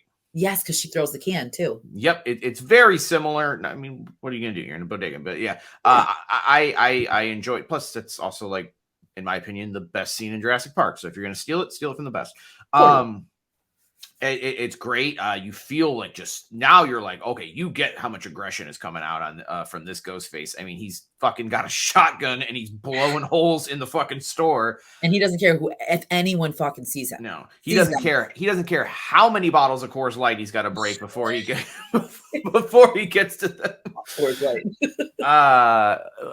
And then as quick as it begins, it's over. They get out to the cops, and Ghostface gets out through the back, and he leaves his mask. And what I like about this is he leaves the mask, and then they take a DNA test, and they realize that this mask is Richie's mask. Yes. And that becomes a theme as every scene that happens, they drop a mask and they're counting backwards. And it's the actual original mask that the other Ghostface had.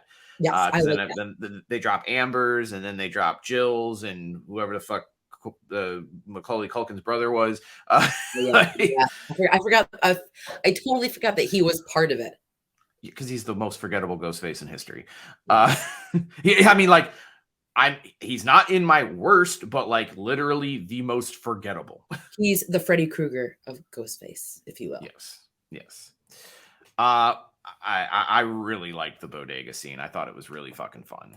I did too. It gave me that yearning for a chase scene, because I mean, you think of chase scenes with Scream, your mind goes to Gale and Dewey in the auditorium, and then Gale in the radio station. You get the recording studio or whatever radio station thing. That's right where my mind goes to. One of the most. Cece's scene is like cinematically one of the best shot.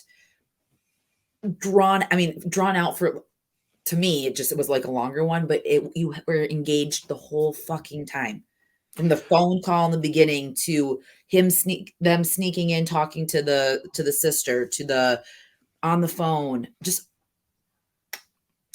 you're getting a lot of the stuff that you like just the chases, the suspense. Yes. Like, I think one of the most suspenseful scene. I think the most suspenseful scene in the entire franchise is in 2. When they've got to climb out the car window over what's his fucking face? I can't remember his name. Mickey, yeah, over Mickey's body. That is, I think, the most suspenseful scene in the franchise. Yes. And I love it. And even stranger that originally what's her face was supposed to be the killer. So I don't know how that would have worked in the original rewrite, but whatever. Yeah, but you get a lot of moments that made the first 3 Scream movies be so good. You're getting those in this new one, just in a slightly new and much more aggressive way, and it's fun. You can feel it, yes, because like I felt like it was similar to 2, how it starts, because remember how they pull up to the light and they're just like, where are we going? And then the guy's like, don't ask, don't tell, and all of a sudden he just fucking, you're not expecting it to be so quick, like you're waiting. Yeah. And with this one, they're like standing there and you see like the one guy pass by. You're like, there's no way that he's going to attack them first off. And you're thinking that before you can get that thought out of your head, boom, up he comes. And you're just like, holy shit. So I will say that was one of the best parts in this one. Yeah, I very much agree. Yes. We cut from there. We get a little bit of, I would say, fan service, and that the FBI are now getting involved. And who's the FBI agent? It's Kirby. Wow, wow, wow. Yes, I get it. I totally, and I'm happy for the ones that, got that excitement seeing her. But again, for me, it was just kind of like, okay, let's move along. Yeah, I just wasn't really that into it. I'm like, I also don't buy that you became a fucking FBI agent. Like, I just don't. That's come on. Like, it just doesn't make sense to me. Trajectory wise, that doesn't track for me. Also, not much of an explanation as to how you fucking lived, besides like, here's my scar on my belly. Like, exactly. And I thought that was hilarious too. There was nothing. There was no sort of like explanation. Just she lifts it up and it's like, okay, cool. So immediately, another thing that irked me, are we trying to act like this is Dewey? Scar tissue. You know what I mean? Like, and this is how, yeah. And that's what this is where I go. I'm comparing it. I'm like, okay, please, can we just do something a little bit different than what's been done for this movie? I just don't understand what, what she brings. That's my like what she brings to the table, and that's going to be a thing I have for another character in this story too. But in 4, Kirby was the meta character. She's the character that knows what's going on and explains it. That's an established part of Scream. It's going to be in every Scream movie forever, and it would really feel weird if there wasn't some character that did that. I don't think I think she's the worst of those characters of the 3 that we've gotten. Same. But we already have Mindy, and she's better, and she makes sense in the storyline because this is her, her friend group story. So now we have 2 characters that are filling that role. Why do we need 2 characters that are filling that role? It doesn't make any fucking sense to me. So I know people who were like, woo, and I'm happy you guys were happy, but for me, I was just like, I don't know, like, we're not getting Sid, but we're getting Kirby, and I'm supposed to be excited about this or happy about this. Like, yeah, that was like nothing to me. That's my bathroom break moment. If I had to go to the bathroom, I would have picked that part to go, because it doesn't, like you said, it's not anything for me. And I just kind of felt like you said, we already had Mindy. I started to like Mindy in this one. Why are we getting another version of someone who we all thought died? Yeah. And like, what's the relevance of her being back? So, and I still don't even feel like we got, I still don't feel like we got an explanation of why, other than this person is returning to get more people to go see it. For me. I think you just hit the nail on the head. I think that's exactly what it was. Is they were like, well, we weren't able to broker a deal for Nev. People are horror nerds, have been having a boner for this chick for 10 years now, so let's throw her in there. Let's get her back in. But I would love to see the difference in the box office if she wasn't in it. I don't think there would have been a difference. I don't think there would have been a huge difference either. And it just sucks because, again, I think that could have been great character development for Mindy to be the more like establishing a legacy character and kind of like not holding her own, because I don't want it to sound like that, like it's an initiation, but like that she could have held this title strongly and had people actually start to enjoy her, because I didn't enjoy her in 5. I felt like it was like a push to be Randy's niece and, explaining things. And I'm like, whatever, but I liked her in this one. I did like her a lot more. I like all the characters, I think, were fleshed out better in this one. I agree, especially now that they seem to recognize that. I mean, there's a whole thing that is set up, which we're jumping ahead a little bit, but whatever. We referenced it earlier. They identify very plainly that these are the 4 main characters of this franchise, of this series going forward. The 4 main characters are Chad, Mindy, Sam, and Tara. That is who this entire franchise is about. These 4 characters, just like the previous one had, everyone knows. Yes.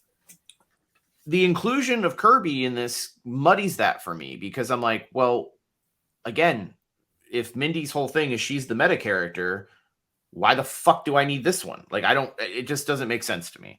And Kirby felt like, okay, Dewey, I know was supposed to be Doofy, but he was like the protector. I don't feel like she has any sort of like, I don't even want to say nurturing, but like authority. You know what I mean? Like, I felt like Dewey had it was mocked in the first one because what are you going to say? You said Doofy, and you looked away, and I realized I did the whole, and you didn't even notice because you looked away, and I was just laughing because I'm like, well, when she plays this back, that's going to be a nice little Easter egg for her. I didn't even see you say that, but yes, Doofy, smell my finger. Oh, what is that? My ass. Don't bother me when I'm cleaning my room. This back. He's got the vacuum and a boner. I fucking love that movie. I want to rewatch it because the one scene where he's like, does this tank top make me look gay? And the guy's like, no. And then he ties it. He's like, what about now? And the guy's like, no. He's like, okay. Yeah. I love that movie. But I just felt like Dewey, it was fun, tongue in cheek with Tatum, the brother and sister. But like in the other movies, you felt like he was there. You know what I mean? And he was like a protector in a sense for Sid and everyone in 2, even 3. Well, he was part of it. Like he was there in a part of that group's story.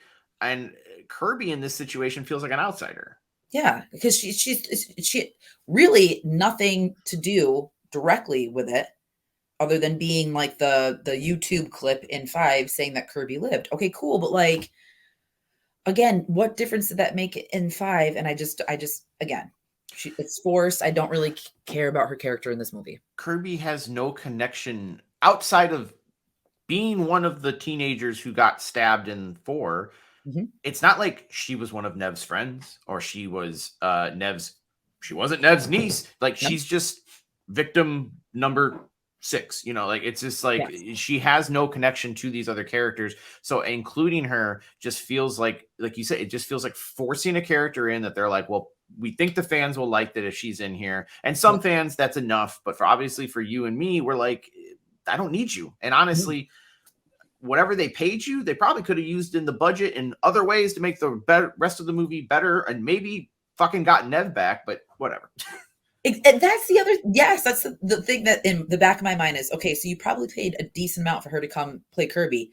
You couldn't forfeit that to have Sid be even like halfway in it, make a cameo in the end, something to pay homage to the Even the cheap thing where they do like a video call or something, like yes, where they do the that in Zoom movies call. or something. Even if that, something like that. I'm happy she wasn't really in the movie and the focus wasn't on her, but it Yeah. feels weird that she wasn't in it at all.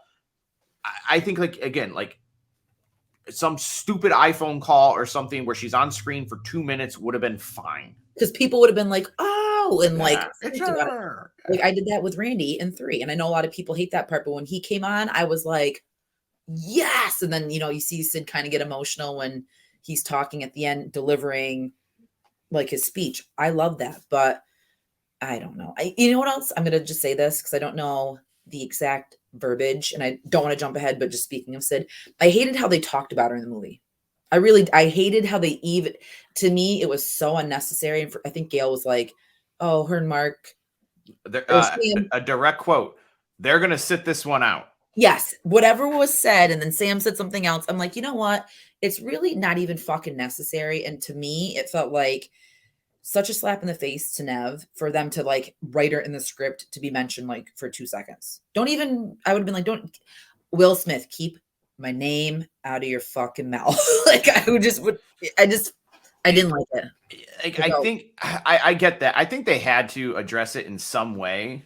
Yes. Because, but I don't know. I'm with you. It just, she was referenced too much a little bit, I would say. If it was just one throwaway line, I would have been fine. But, and then to just the way they said, she's going to sit this one out. Like, well, I'm like, The line, what the do you other mean? one that was Gail when she Yeah. said, don't tell, when she said that, I was like, oh Yeah. my fucking Yeah. God. Like, can we not? That Please. scene in general, I have a lot of issues with.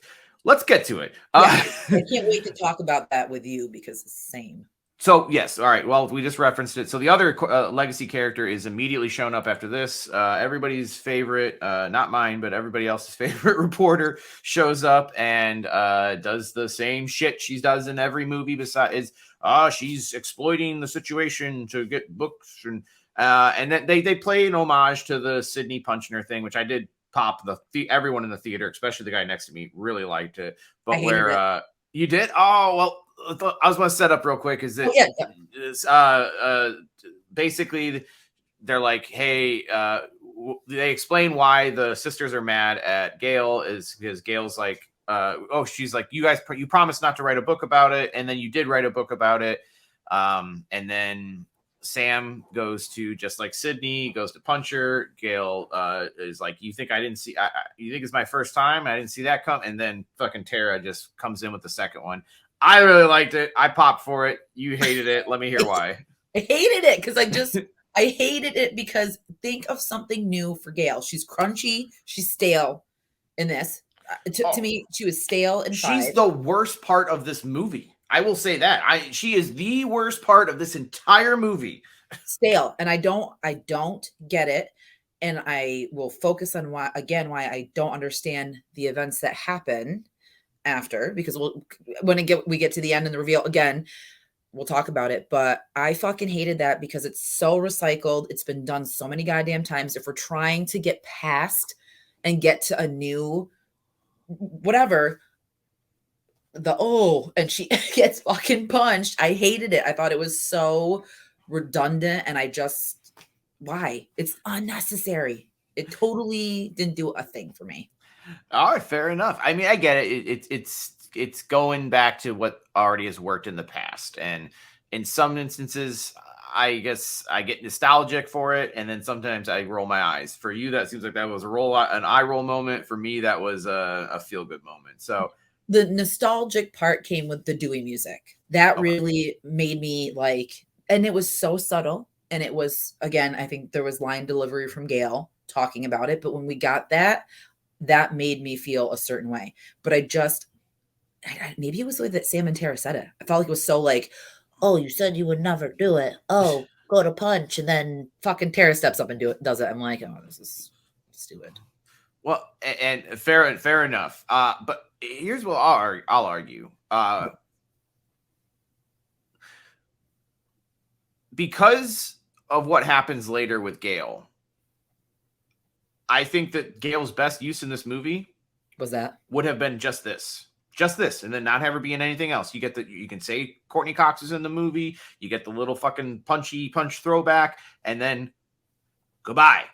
Wrap on Courtney Cox, yeah, or I would have been happy with this.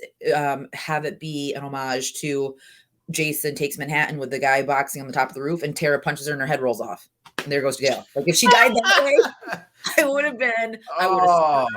I would have applauded. I would have fucking threw popcorn. What if she punched her bangs off and she looks like she does in 3? She brings back the bang. Bang! She just pops her right in the head, and her head cocks back, and when she looks back up, she's got the shitty bangs again. Oh, okay, I take that back. I would have been more happy for that. It would have been the Jason nod and her head fucking rolling off, and then her head in like the cop car, just like Jason. I would have taken either one of those because I stand by, and I don't know if you agree. I think she's the worst part of this movie. She is, even with Kirby, at least Kirby,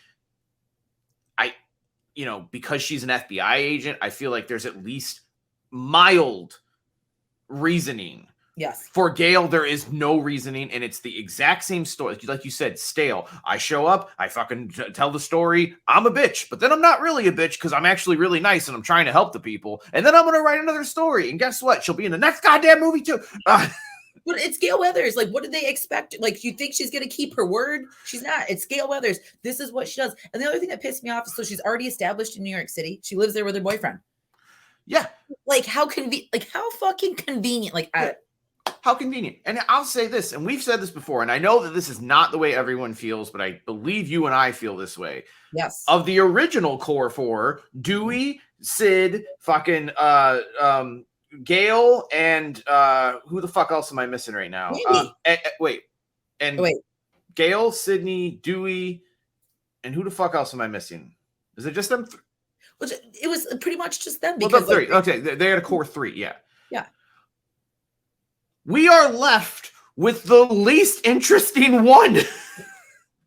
I would have. Okay, so and Randy, I would think, was in there until they killed him in the 4th one. That's what I was looking for. Exactly, and I still say that I would have rather have sacrificed Gail in that scene. Absolutely, to, like, trail off and have like Randy be doing something, trying to go protect Sid, Dewey, looking for Gail or just distracting, and have that happen. I would rather have Randy go on with them to the next one. But also too, and I know this sounds super creepy, but like exercising the idea of Dewey and Sid ending up together instead of Gail and Dewey. Because I could be okay with that. Yeah, I wanted. It should have been Randy, but they never let it get that far. Exactly. But I would have loved a progression of either Randy or Dewey as they got older. You know what I mean? Like, that was Tatum's best friend. And then in 2, you feel like, and you could tell Derek was put off by him. You know, when he asked, he's like, who's that? Well, they wanted to tell that whole story because Courtney and David were actually married and whatnot. So yes. And then 3, we get the whole fake Gail with Dewey.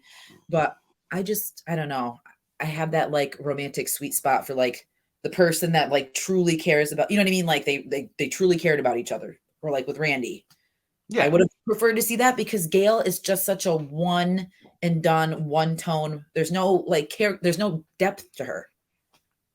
agreed. I mean, especially now that Dewey's gone and Yeah. Sid's, well, her and I don't buy their relationship at all. No. Yeah. Now that Dewey's gone, there's nothing really left for her in this franchise, other than name value and a paycheck. I just there's nothing there. Like of all of the original four that I'll say, including Randy, I argue even in the first movie, she's the least interesting character of the four.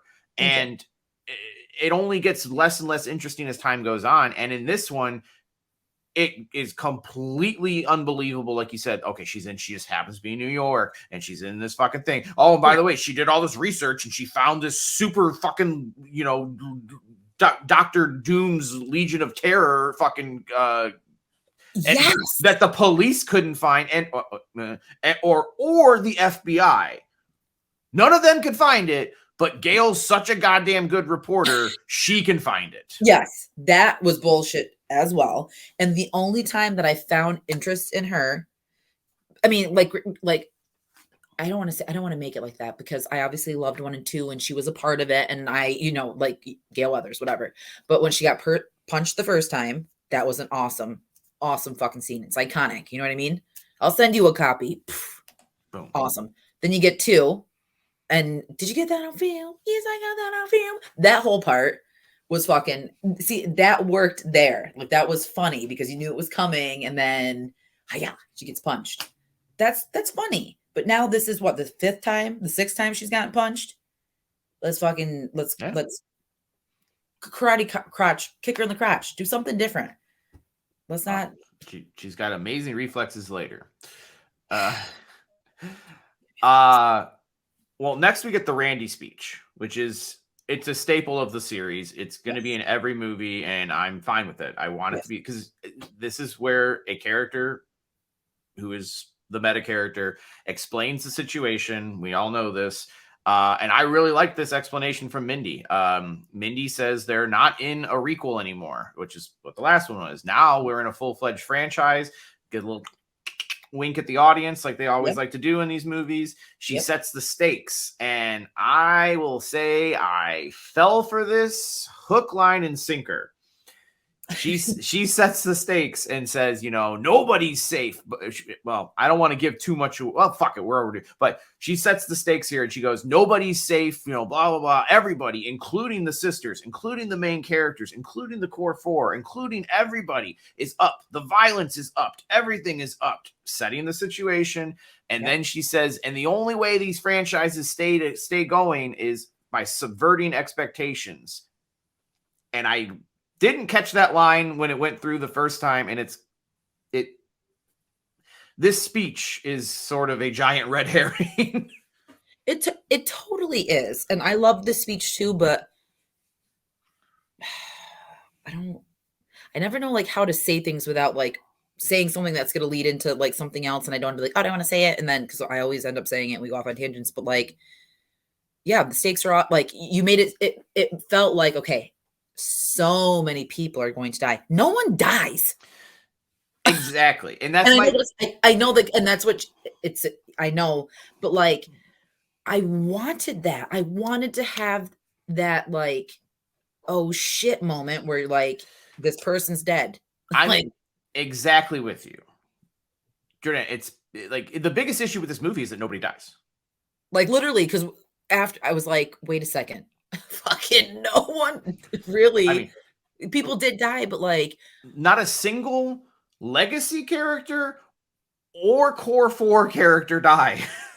Even the boyfriend that doesn't even have any real relevance to this movie fucking survives. Like that's one of my biggest, I have other complaints and we'll get there, but that was one of my biggest complaints was like, you didn't do. You didn't. It is my biggest complaint. It's my literal biggest complaint is that I walked out of this movie and I was like, I get it. the speech sets up what's going to happen. It just does it in a very clever way. It sets up, body count's going to be high, violence going to be high, blah, blah, blah, blah, blah, blah, blah, blah, blah, blah. But the franchises stay alive by subverting expectations. So it set up the expectation was that the bodies were going to hit the fucking floor, and it subverted it by not doing that. I get that. I'm smart enough to understand that. That being said, I wanted some fucking bodies to hit the floor, because otherwise, ultimately, this is sort of a filler movie till we get to the third one. And even when we get the third one, are we going to get like Carnage candy? Like Randy said, are we getting like, there's going to be no cast left? There's going to be no one, like, is that what we're getting? Because I mean, maybe I'll be happy that we got to that point finally, but like, I wanted something to make me go, oh shit, or like some sort of surprise death that you weren't something. Just something. 100%. And I like, and also like just in a believability sense, these people in this fucking movie are like Wolverine level fucking healing on these people. And which is a trope in the movies. There's always a character, usually Dewey, who gets the fucking just gets annihilated, and then at the end of the movie you get the heroes, like I get that. But one character gets to do that. Not all of the characters. And it shouldn't be a continuation. There should be a different trope. There should be something different, because we already did this. It's been done with that. Can we make a name for yourselves where it's not, you do your nods to the originals? Yes, because it has to be, like you said, we'll have the speech. That's fine. But can we do something different? Like, can there be something that will set these movies aside in the regard of that? Because I feel like it needs to happen. It needs something to set it up a little bit differently. You're right. And at the same time, I get well, now people could go, well, this one is different because none of the main characters die. I get that. I get that, but it also just sort of feels cheap if you're just going to be like, yeah, none of them die. They all get horrifically stabbed, multiple, or shot, or fucking, like, Jesus Christ. I mean, the only characters who get killed in this movie are characters who have literally just been introduced. They are all brand new characters that I have no emotional attachment to at this point, because I don't really know who the fuck they are. I mean, spoiler alert, I know I'm supposed to feel really bad for Mindy's girlfriend, but I'm like, I just, at me as an audience member, I just met her 15 minutes ago. I assumed that she was going to die. I felt like all the background, like not the core four. So like the boyfriend, detective, like all these people that really don't play too much of a big part in this movie were going to get killed. So like Annika, I was like, of course she's going to die. But like, was I hoping that Mindy was going to get gutted and thrown from the window? You know what I mean? Like I was expecting something, and So it's I'm with you. There needed to be. The fact that Courtney Cox and Hayden Panettiere, fucking respective names, Gail and fucking what's it? I can't think right now. Fucking Kirby, both make it out of this movie is ridiculous. Like I don't. The one thing we asked that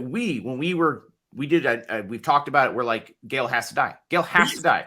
Yes. And I was ready for it. I was like, okay, and I was prepped, and I'm like, I'm happy if this is how it's going to play out. And then that bullshit line. I was so fucking mad. I'm like, okay, because I'm not going to lie. Beginning, I'm like, okay, this is looking good. I'm happy. Then half of the second act into the third, I kind of like, I lost my momentum of being happy for it, even though I enjoyed it more than 4 and 5. I started getting to be like, this is starting to piss me off. And I was getting like, okay, well, maybe some big twist will happen and it'll completely X out and it didn't. So So let's keep going because we're gonna obviously talk about this more. But okay, now we get back. They're back at the apartment. They're all basically they're having like I don't want to call it a party, but they're all eating dinner and just they want to be able to keep an eye on each other and whatnot. And then the boyfriend from across the building complex sees that Ghostface is in the apartment, and he is trying to warn them. And the Ghostface kills both Mindy, no, not Mindy, Quinn and whatever fucking guy Quinn was banging that night. Yes. Oh yeah, I forgot that she was banging someone, so he died. Yeah. Yeah. They go into the bathroom at one point when they're trying to run away, and like his like mutilated corpse, like I mean, really aggressively is like in the bathtub. Yes. Okay. Yes, the bathtub. And real quick, I just want to ask this because I wanted to make just because I didn't know if it was before or after. But did the therapist die yet? I mean, I'm reading a concise one. I believe he did. Yes. Yeah. Okay. So it's not addressing that here. Well, I just want with the killings because I wanted to talk about the killings because like the aggressiveness of the boyfriend in the tub, the body in the beginning, right? Because but with the therapist, I love the setup for it. Like I love how he came into focus in the door. Remember, like when Ghostface was there and then he came through. I hated how they did the knife through the face because it very much reminiscent of Wes at the door in 5 with the throw. I was like, again, could we have done something where like he like even slit his throat, but like in a violent way? I would have been down with it, but I just felt like we saw that. And I just didn't know your take on it because I felt like that was very similar to Wes. And I was like, and then when we got the body parts in the bathtub and how brutal that was, I was like, oh, okay. So we're switching it back up. Yeah. I mean, he literally throws, and going back to violence, I mean, I like this part. He throws Quinn's dead body at them, which I believe that's a first. I was like, oh, wow. Okay. So we're using people as weapons. All right. At this point, this is where they devise the way that they're going to escape is they're going to take hot neighbor guy is going to put a ladder over the windows and they're going to climb out. Mindy gets stabbed in the shoulder at this point, I believe, or cut on the arm or something. Yep. And then in the before they get to this part, Ghostface like fucking obliterates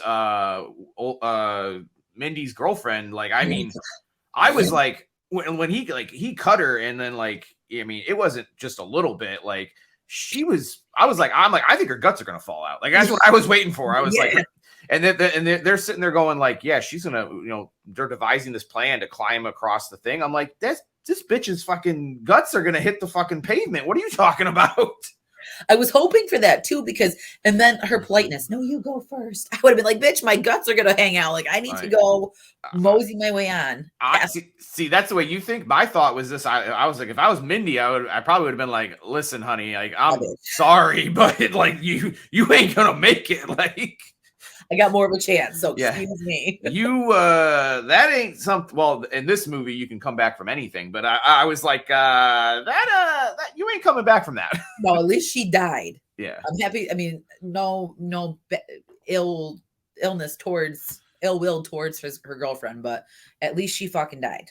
Yeah, and definitely a unique way for Scream. No one's ever died like this before. While she's hanging on the ladder, Ghostface comes up and just gives her a little shaky shake, and she hits the fucking pavement and is deader than fucking a sack of shit. Like, I mean, boom. I know that's. And she bounces her head off the fucking dumpster, and it was rough. I remember that because it was on their way down. She was like, ding, and fucking yeah. It wasn't just a pavement. They had to give her a little extra violence. Which I'm happy. Like this is what I want in a Scream movie. Just add that little bit into it. So I'm happy that we got that. Agreed. Yeah. Yes. Officer Bailey shows up, mourns Quinn's death, and then they kind of set up a pretty, I would almost say, the theme of the movie. is Bailey's been removed from the case because he's now involved because his daughter's there. Yeah. And they're like, wait, we think we can take down Ghostface. Are you in? And he says, no one fucks with my family. And that's kind of becomes the theme of the movie. Yeah. Always tying into the family. Yep. So now he's on the team, and they're gonna try and set up a sting, if I'm correct. Is that the next part here? Yes. Yeah. They're trying to set up a sting on the Ghostface. When it turns out Ghostface ain't nowhere nearby that they thought that they were. Actually, I did like the line, by the way, where I believe it was Mindy who said, listen, I'm literally in a van in a park. This is exactly how my uncle died. Like, I liked that part, but I felt like that was so fucking like forced, like them in a park as bait. I was like, come on. Like, I felt like it was very much mirroring 2. Which I a lot, like people said that, like it felt like 2 just recycled, which I get it. I totally get it. That's fine. But like, there's getting my PTSD from like the Halloween trilogy.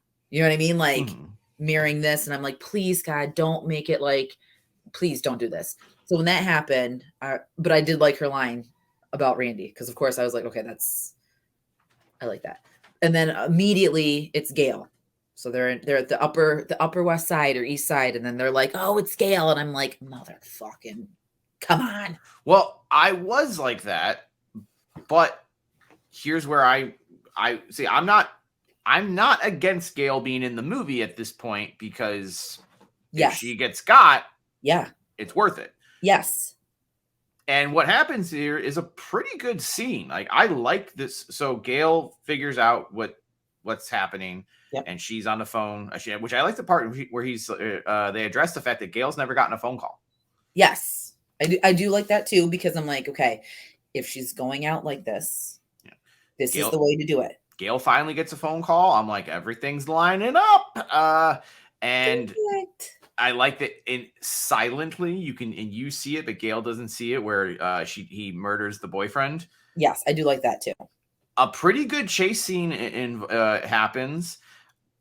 I'm all for what's going on. I like that Gail is smart because she's not going to fall for the same dumb shit. I like when she's like, hey, hang on a second. And she fucking hangs up and just dials the redial and hears it and then just bang, bang, bang, bang. Loved that moment. Yes. Loved it. I'm like, my theater went crazy for that part. When she said, hey, oh, hang on, everyone went, oh, and people were like, yes. And I was just like, okay, this is going to be good. Yeah, it's awesome. Like this is everything I wanted is right here. Like Gail, they address it. She's never been the phone call. She's smart. She's fighting back. She's gonna she's gonna go out, but she's gonna go out like a champ. She's gonna go out swinging. Like that's what I want. She gets fucking brutally. She almost gets to kill him. She gets stabbed with a piece of glass. Yes, and then I think she also gets stabbed by the knife too after that. I think because the glass was the first for me, because I'm like, I knew it was coming, but of course I'm just like when it happens, I'm like, and then she got it again, and that's when she delivers the line about Sid. I think like right around like the end part of cutting to the end of that scene is when she made that. So I'm like, okay. Yeah, they basically chase Ghostface off, if I'm correct. Yep. They shoot at him, I believe. Yep. And then you get the stupid line, tell Sydney he never got me. And I'm like, okay, dumb line, but this bitch is finally dead. Yes. And then, and I want to know so badly, in an off-camera ADR line, which is just, I don't, do you know ADR just where they add in after the fact, like, okay. Just like, an after scene. Yeah. Well, they add like, like they forget that they've not done something, or they'll just add like, like when you're not showing a character's face and they whatever. Yes. I wonder, because I'm like, it looks like everything here was what I wanted. I just wanted Gail dead at the end though. Yeah. And instead there's an 80-yard line that is not said on screen. So it's someone said it. And I'm wondering if they pushed out and did it afterwards where they say, she's got a low pulse. And I was like, God damn it. They're panning away and it's the paramedics. Yes. And it said she's got a low pulse. And I was like, fucking Christ. Like, can someone please just die? That's important. Just die. Yeah. And she would have been if just Gale had been the one to die. Yep. And everybody else lived. Sure. Movies is like a full letter grade higher for me.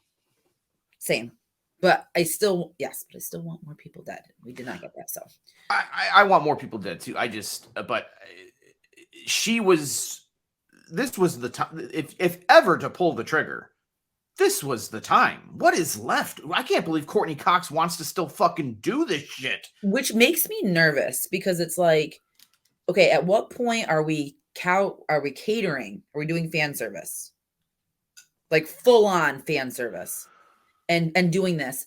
But like, and I'm sure there's gonna be a lot of people that listen to the episode after, like, because like I know Bella loves Gale and she's like, what? And couldn't believe it, but like there has to be something that gives us that, like, oh my, like that, oh shit, they're fucking ruthless. They're gonna pull out, all these stops, and kind of give themselves a name, because Wes did it. Kevin Williams, they did that in the first couple ones. They need to stop being pussies and they need to do it. I 100% agree. What is left for that character? The character's been out of gas for fucking 2 movies already. Thank you. And to evoke that emotion from me and to set it up so that I'm like, oh man, the shit is really going down. She's the perfect character to kill. It's exactly, now I know you disagree with the movie, but it's exactly what got me in 5, where I'm like, oh, okay, Dewey, who I infinitely enjoy more than Gale. Yes. Now I know the stakes are high because you've just killed Dewey and now shit is real. Exactly, because that's how I felt with Randy. When he was done, I was like, fuck, like there he goes. And anybody can get it. Yeah. And then like with Cotton, when he got it in the opening of 3, I was like, shit, like you're killing off these like legacy characters. And that's what made me like, all bets are off. Like this is going to be a bloodbath. And that's what I miss about it. And here's what I believe, and this, I have nothing to back this up. Yeah. I want to know. I'm sure it'll come out eventually, but maybe on the fucking DVD. Yeah. I believe they wrote this so she's dead. I believe that they filmed that thinking she was dead. And that was it. And I think that when they edited it, they pussed out. And then they gave that stupid bullshit little line, because the only other reference to it is at the end of the movie, one of them goes, Gale's at the hospital with Mindy. Yes. That's it. And it was like known that she was there with Mindy. That's it. Yeah. And it's like, okay. So she never appears on screen again. I am betting that they filmed that and they wrote it that she is dead, and that they fucking, and maybe the producers or whoever were like, we can't kill off Gale. We gotta have Courtney Cox. What other legacy character we're gonna have? No one, because make your own fucking movie. Like go off of what you're trying to do. And the other thing too, which is, this is just me, and I know it really doesn't hold much to everyone else, but like when you find out who the killer is and finding out who killed Gale, or who attempted this, it's so fucking unbelievable. And that part annoys me, because they literally chucked the boyfriend. They fucking threw the boyfriend. That dude is okay. Like I have issues with that. I do. They'd be like my kid trying to take out a grown ass man. Like yeah. I won't. When we get to the reveal that, but like I have. That's what I have problems with. If like with Dewey, if it would have been. And it's horrible to say it like that, because I don't want it to come across like that. But like Stu was believable when he killed people. Billy was believable when he killed people. Mickey was believable when he killed people. Mrs. Loomis, she's got a little bit more like oomph to her, and she's got like some you know what I mean? Like I believe most of the killings were done by Mickey. Exactly. And I'm not trying to play that card, because basic instinct, there's women that can kill people. I get it. But for this franchise, that irked me at the end. So well, fair enough. I mean, maybe that explains why so many fucking people live. Maybe yeah, well. I mean, the next scene here is they get split up, and now we're on the subway. This is the scene I referenced earlier. I thought the scene was done extraordinarily well. Yes.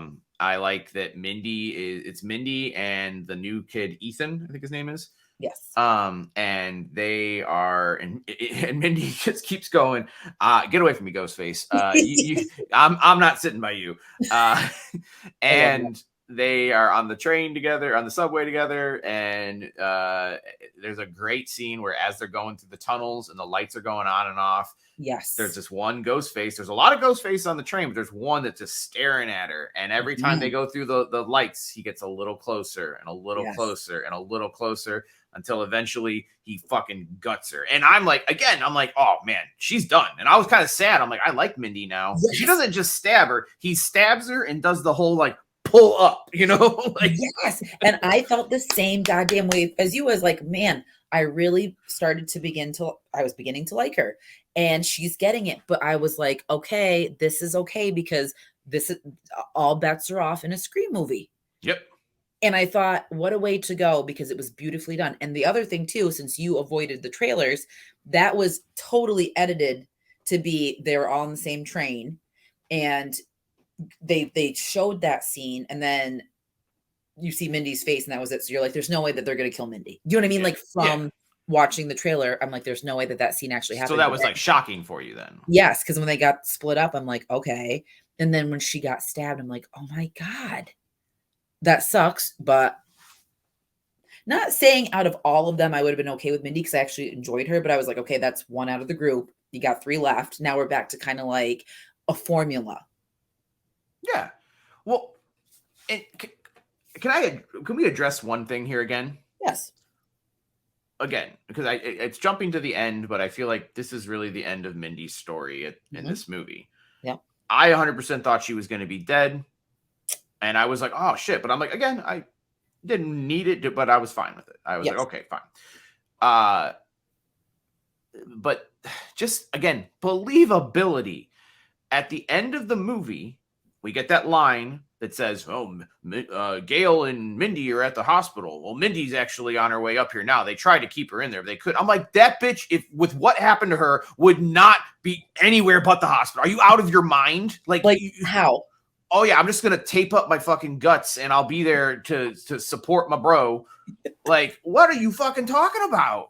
That pissed me off too. I was like, how? Because she got stabbed so many fucking times. And like you said, you saw the whole like motion up, like the classic gutting of someone.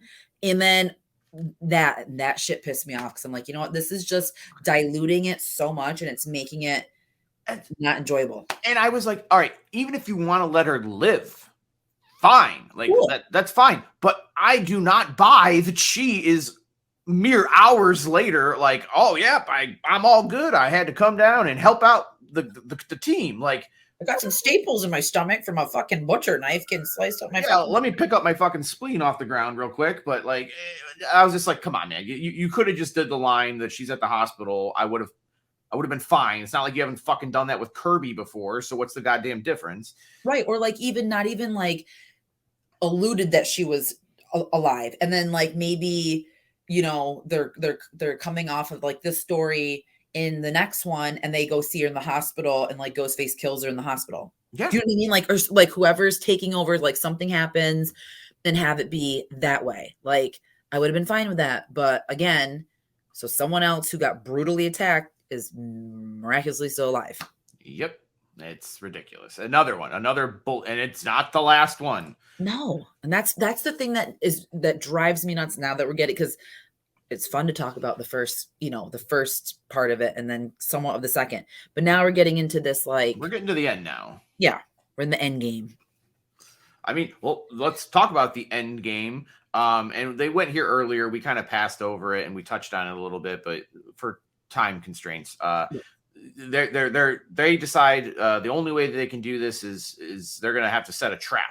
So they decide to go to the fucking evil lair that Gail found that the police and the FBI couldn't find.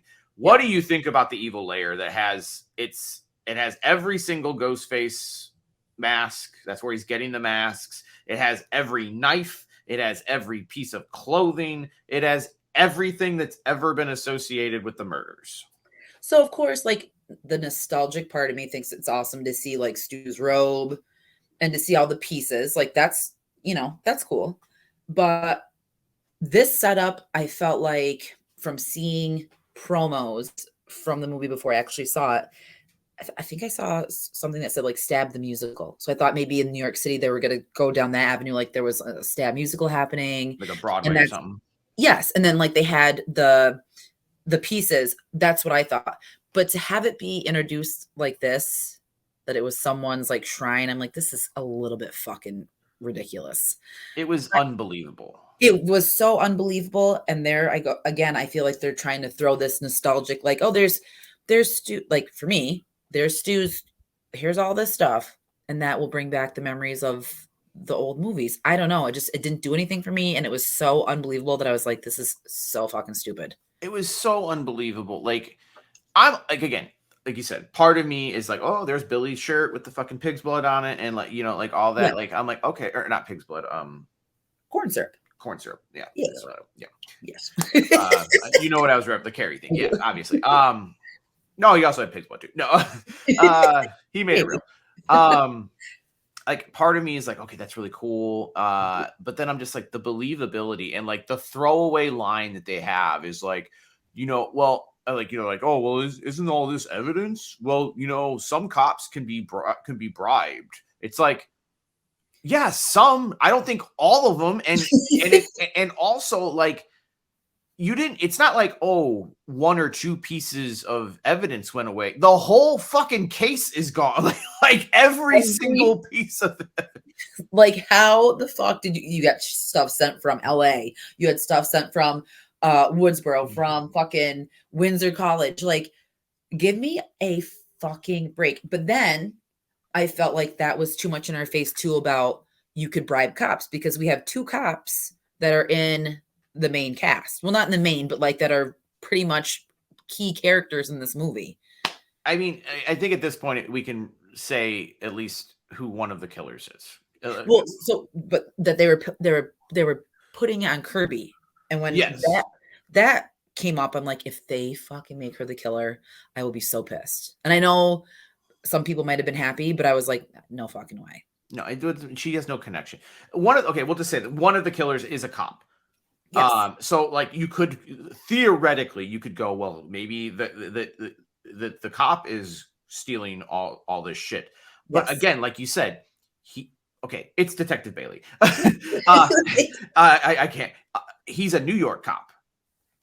Up until now, none of the murders have happened in New York, so it's not like he can just fly over to LA and be like, "Let me just get your shit out. Like, I'm gonna steal all this garbage." Like, it was just the shrine was just unbelievable for me.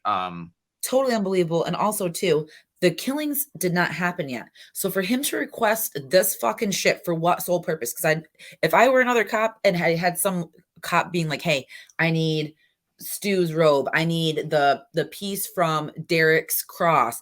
I need this," I'd be like, for what fucking purpose? Because I'm sure in realistic perspective, there has to be legal issues why you have evidence. So for someone to request that's totally unbelievable to have as much pieces.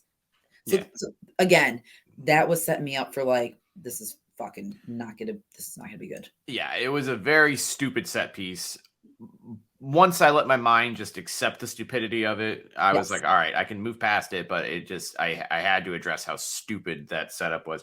All right, we're in the end game here. They're going to try and catch Ghostface. Like you said, Detective Bailey, we now know he's one of the killers.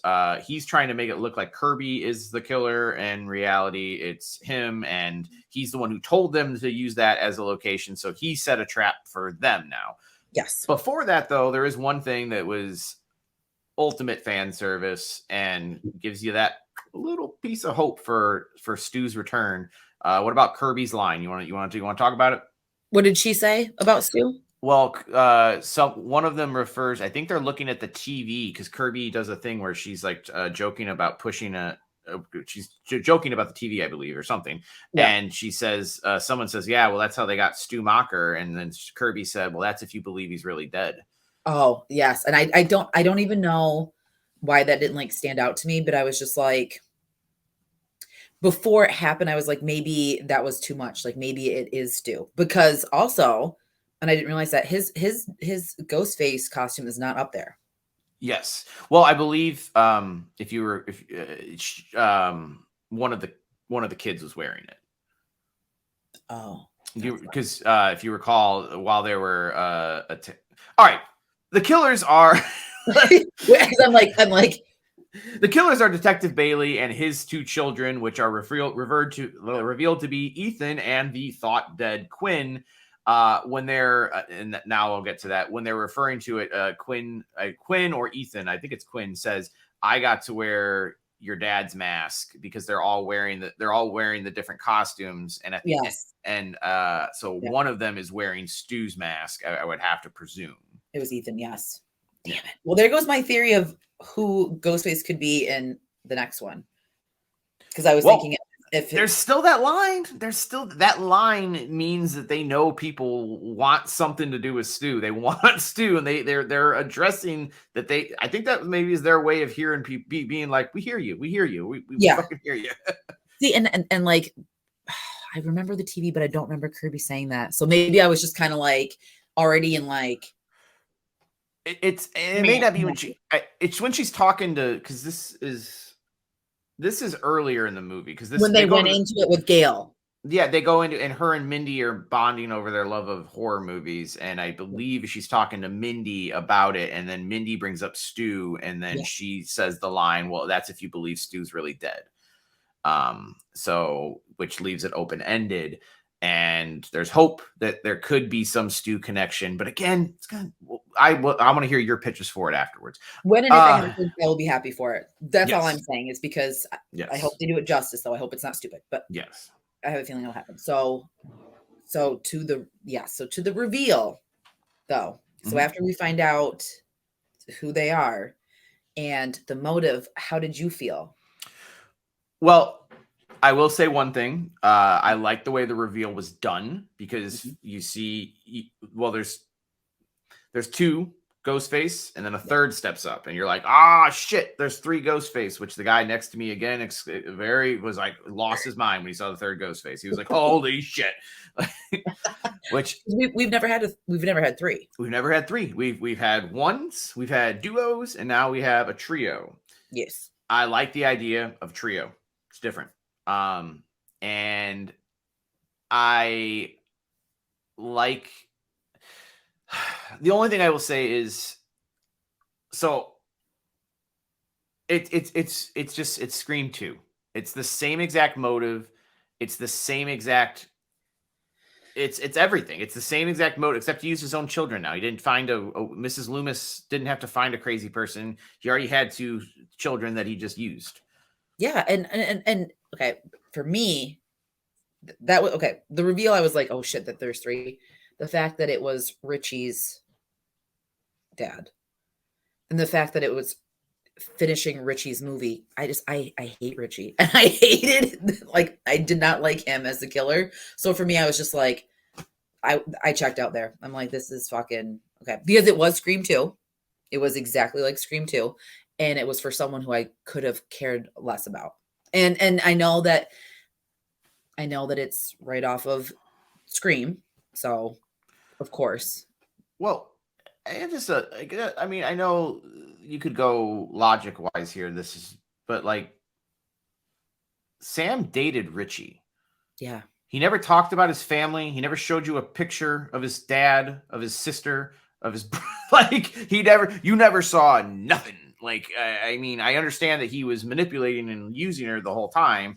Right. So, but I feel like at some point, you know, does the motherfucker have a Facebook page? Like, like. That was my question because so mirroring in a sense too, as soon as Debbie Salt walked out, well, excuse me, Gail walked out first, and then Debbie walks out, and then she's like, Mrs. Loomis? And you get that delivery because that's when I was like, 10, I'm like, oh, you're like freaking out about it because that was an awesome reveal. Yeah. But the fact that Sam had no react, like, did she not? know whose family was? Did they? Maybe they didn't meet because sometimes, I mean, I don't know relationships. I don't know if people just don't meet their parents or know anything Yeah. about their family, but like you would think this would be kind of general knowledge. Like my dad is a cop, Yeah. My dad's a cop in New York City. A- You know, anything like that. Thank you. I was, something. yes. So that to me too was my other. I'm like, how the fuck does she not know of these people? And then I'll also say the one. So I figured out one of the three. Yes. I don't know why. I knew instantly. I was like, Quinn's not dead. I was like, I just knew it. I don't know why. Like that's the one I figured out. I was like, they set this character up and unceremonious. Like she gets killed off camera. Yeah. You You don't know, see anything really. In a every sense. other kill in this movie is extraordinarily violent, but yet all we really see is her get thrown at the you know the I wouldn't say heroes, but the survivors. But I knew that when I was like boom. Plus, I'm like that actress I think is kind of popular. I was like I don't think she signed on to do a fucking 5-minute role, so I kind of knew that one. like a side, yes, like a side character. See, so for me, I didn't pay attention to that. I thought I'm like, okay, she will because she's one of the friends. I thought, Just going chop. along with the general formula of a Scream movie, like if you are friends or you're related or you're like a love interest or something, chances are you're gonna die. I thought it was Ethan because he was there, and then it was so quick about the alibi, and he's like, I was here and this and that, and I'm thinking, okay, but like, why are you off with Mindy and Mindy's getting stabbed, not you dying? Yeah. You know what I mean? Like that whole part, because I'm like, how is he safe? Like if Ghostface is going to kill anyone, okay. And I know that sounds stupid of me to say because yes, he should kill Mindy, but like you should be one to die. And then he would go kill Mindy because you're like with her. So you would think that he would fucking take him out and then take her like a twofer in a sense. So the way that he was kind of like lingering and they kind of like put the spotlight on him and he had an alibi, I was like, you know what? I've had an alibi has been done by like the main dude, Billy. I don't believe it. So I thought it was Ethan. And obviously that could have made sense. I kind of was going with the reason I didn't suspect Ethan is Yeah. exactly what you said. It's almost how Mindy put it out there. Like it's too obvious, but like you said, sometimes they just right there. It's the obvious one. Yep. And then what about Dermot Mulroney? Did you see that one coming? I didn't because, okay, I've heard other people say like with his delivery when it came to Quinn dying that it didn't seem sincere. I thought it was. So I really didn't think like too much of it. But then like him surviving was another thing because even with Kincaid in 3, he got attacked a couple times. This dude was barely even touched and he was a bigger name. So, I mean, that should have stood out to me, but it didn't. So that one got me. Now I have a question here. This is just where, and I put some thought into the Quinn character. Here's my question. Yes. And they may have explained it. I think they tried to. Why fake her death? They faked it so it could seem like, I don't know. Didn't they say it was because I believe they said it so that we could have once we took her out, she was free to, you guys didn't think it would be her, so she could basically stalk you and fuck with you at all times and you wouldn't have, like that. I guess that was their reasoning. And she pretty much did everything to everyone. That's the thing that pissed me off about Gail was that little Quinn is going to fucking take out Gail's boyfriend who seemed like a big beefcake dude. What? It couldn't have, Dermot was in the park. Yeah. And Ethan right. was in class because he had the alibi for that. So that's what pissed me off too. Cause I was like, whenever reveals happen and they pretty much say who they killed, or like they kind of allude to who they like attacked or who they killed. I was like, no fucking way. Did she throw that dude through the fucking glass? Did she attack him? Like if a bigger stature person, even if it was a fucking girl, got stabbed like that or attacked, that they're going to turn around and do something. He would have with one arm took out Quinn. Yeah. You know what I mean? Like that. It just, I didn't like it. I did not like that she was part of it. I thought Ethan was just kind of like a filler piece. And then like to have Bailey be the mastermind, I get it.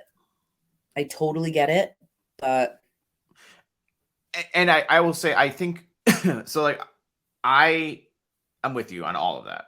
yeah. I get, like, when Dermot's behind the mask, I buy it because he's a bigger dude. You know, he's older, but he's bigger, and he's also a very good actor. So I believe once he does the reveal, I thought he did a very good job of playing a angry father. And he was the beginning kill, the like all of the stuff in the beginning that seemed believable, like the bodega chase scene, that was him. His kill scenes, because he did the bodega scene, I believe he did the opening scene, and I felt like it was calculated, so it was someone who would know how to like do something like that to the body, and also like the stealthiness of the bodega attack was like, you know what I mean, like it felt very tactical and very like personal on how intense it was. So I feel like Bailey, yes, Detective Bailey, but again, I don't care for Richie. So like I thought, and this is just me and my like buzz stupor, I'm like, oh, maybe it's Stu's family. But when they were talking about family, I'm like, maybe that's like his sister, because I knew that he had siblings. Yep. I'm like, that would be cool. That would be a cool way to introduce him, so he's not really in the movie, but it's like an indirect. Yeah. But his dad would have been like super old. Yeah, it's true. You know what I mean? Like, so his mom was really mad at him. Yes, exactly. So like, I don't know. I said Stu out loud, and then when they revealed it was Richie, I scoffed. I was like, oh, so upset. So like overall, well, here's the thing I'll actually say, which is funny, is I like, again, I'm just gonna say I don't really care about the kids. I like Dermot Mulroney better than I like Richie. Yeah, I see that too. It's like you said, it's either the motive is either going to be it's revenge or it's someone craze fandom. They went the revenge route. Richie was the last one to go. I get it. It's pretty much right down the middle, simple storytelling. I wasn't offended by it. A little let down because, you know, you get your hopes up that it's going to be something more. Yes. It's the second in a sequel or in a trilogy, though. So my guess is hopefully they'll get the bigger reveal in the third one. Yes. All in all, it was all right. We did skip over two things. Chad gets fucking annihilated. Like, I mean, it's he gets dropped and is just getting stabbed like repeatedly by two of them. That scene, I liked that when they both came out and like Tara's looking at him and she's watching her love die. That I was like, okay, like at least we get someone out of the core four to bite and then he's live. It was and at the end, because I like Chad. I was happy to see that. I was like, okay, good. Yes. And that was sort of the Dewey moment. I'm like, that's exactly what would have happened to Dewey in this movie. He would have gotten fucking just annihilated, and then, you know, miraculously he comes back. The problem is that they've already done that 3 other times. So like it doesn't work effective. Now I'm just like, all right, well, are these the dumbest killers of all time? Do they like how can they just not kill anybody? And that's and it's the most amount of ghost killers, and no one fucking died. And like you said, I would, if Mindy would have died and Gail, fine. And we had Tara, Sam, Chad, or you could have had Chad die too. Like, it's just, I would have been fine either way. If one of the Meeks, whatever, Kirby, yes, and Kirby, if Kirby, Gail, and fucking either Chad or Mindy were to get it, and then we had one of the brother or sisters plus Sarah, Tam, Sam and Tara. Yes, these new characters. Oh, Tam. Tam. Sam, Tara. We have had 2 of those. I would have been fine with this. This would have been okay. Not like still, I'm still, yes. I'm even okay with the core 4 making it because they established that as like, this is the guys going forward. I would subvert my expectations that way. Fine. But Gail for sure should have died. And Kirby, like again, I'm like, why are they're stretching the believability to keep these characters alive that aren't bringing anything to the table. Like And because Kirby gets shot. yep. Like Dermot shoots her when to reveal that he is the mastermind. Yes. He shoots her. Yep. Then Ethan stabs her with the knife that she was originally stabbed by, which I thought was a cool touch. Yes. In the same exact spot. And in the same exact spot, she gets shot, I believe, a second time, if I'm correct. And she still lives. And like you just said, it's such a stretch because in the other movies, like the shit that happened, it's believable. Do you know what I mean? Like you are this person that's involved in this group of friends, tough shit, you're going to fucking die. Now it's just even so unbelievable that's like you can be a part of this and you're still going to make it. Like something needs to give. And I'm hoping that we get fucking Reservoir Dogs in 3. And then this part of the trilogy, if we get a fucking Halloween Ends from Scream, I'll be pissed. It needs to be a fucking bloodbath in the next one. Like, I mean, honestly, like because nobody got it in this one, then I'm going to say that the only way that I think that the next one can go is either Sam or Tara got to die. One of the main girls have to die. It's not going to happen. They're going to be the killers. Which I could deal with that. That's different. I can deal with that, but something needs to happen. And I know they want to keep Jenna Ortega attached to this forever because she's the hottest like actress. Like hottest is like, but like like a what do you call it? Popularity. Yes. Yeah. I wasn't she's like right now, like her popularity is at an all-time high, and they want to keep her probably as forever. So my guess is they probably kill off Sam, which is kind of a shame because I like Sam more. Or make Tara the killer. Yes. Because I would not mind her being like the, not the one in the spotlight, and have her be pissed off and have whatever issues that she's having and have her be the killer. I could be okay with that. Yes. But it's just, I just like the lengths that the writers went to. It's like, we're going to be the most violent Scream ever, but nobody's going to die. Well, okay. But now I'm just like the believability is just, it stretches it. Like I said, I can deal with one character having that Dewey moment. I can have that. And I can go, all right, that's just a trope in the movie. Right. It's everybody has that superpower now. Like, but they said it too. This one's the bloodiest. This is the goriest. Okay, but somewhat, but no one fucking died. So there's only non-important characters. Exactly. So again, I feel like it's a little bit of bait and switch, and I feel like it's a little bit of we're going to stretch the truth just to get more people to be involved in this. And I think that's bullshit because I was expecting Carnage Candy. I'm quoting Randy from Everything. Yeah. Like when he talks about what's going to happen in the movies, I was expecting that. Didn't get it. Not so much. But this one is more rewatchable to me than 4 and 5 for me. And that's the thing. As much as it sounds like I still enjoyed it. I still had fun with it. I will definitely buy this movie. I will definitely rewatch this movie, probably more than a few times. It will about once a year. I go through the whole Scream group and while 4 is often it's probably the only one I ever skip just because it doesn't feel important.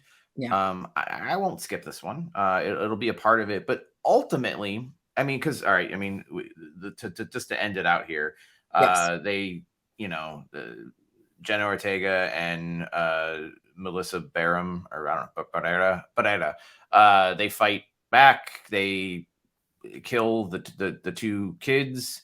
And then I do like the line at the. I actually really like the part at the end, and the crowd really popped for that one. Was when what was it? Oh, they go to show mercy to the dad, and then and he's like, thank you, and then she's like, but you did fuck with my family, and then just fucking annihilates him. Yeah. One thing I want to know your thoughts on, because I know you hated it in the last one. What did you think about it was shorter, this one, but there was Sam was having a psychological breakdown again, and she saw her father's reflection in Billy's case, his shrine. Yep. What did you think? I didn't mind it, but I didn't hate the first one either. So I hated it. I was like, what is the fucking point of him being a hallucination again in the, like, his robe is there. It's a fucking like a shrine built around what your father did. Do we really need another motherfucking hallucination? But then again, I feel like this is alluding to maybe the reunion of Billy and Stu, or something to do with Stu in the next one, and having like the I don't know. I mean, she's crazy. She is crazy, which makes me feel like the last one they're gonna go balls to the wall, and she'll be a killer, and Stu will come back, and it'll be like, you know, the daughter of Billy and like his counter, you know, wiping everyone out and hopefully all fucking dying. You know what I mean? But like, I don't know. When that popped up, I just went, oh. I was so upset when I saw his little face. I'm like, get out of here. I was okay with it. In this one, I'll be honest, this one I felt it was more unnecessary than in the last one. Because in the last one, you're establishing that she has schizophrenia of some sort. Yes. And that she's inherited that from her father. Yes. And that, you know, at least the hallucination storytelling wise, like, you know, I was like, there's a reason, you know, he's there to tell her to, you know, unleash that side of her. You know, he's like, it's like, cheer her on as she stabbed him 22 times. This one is just like, well, we wanted to have Skeet on set. Like, you know, he just shows up, and I think he's just like, take the knife. Like, it's like, all right, well, we all know she's going to pick that fucking knife up. So don't you worry. Like, there was like the storyline wise, he really didn't add anything this time. No. And again, I feel like it's just to serve the people that wanted to see him in there, which is fine. And I'm not saying it because I don't like Billy. Like, I love the first one, and I love the originality of it, and I love them as the killers. I think they're fucking top notch in my list. But I don't understand. I get it. But it's like the trailer discussion that we have on big franchise movies. You don't even need to have a trailer because people are going to go see it. You don't need to have Billy Loomis in it because people are going to go see it. They're already invested in these characters. They already know that Sam is his daughter. Like, to have his little peephole head in the robe, it's unnecessary. When I saw him pop up, I was so annoyed. I'm like, are you kidding me?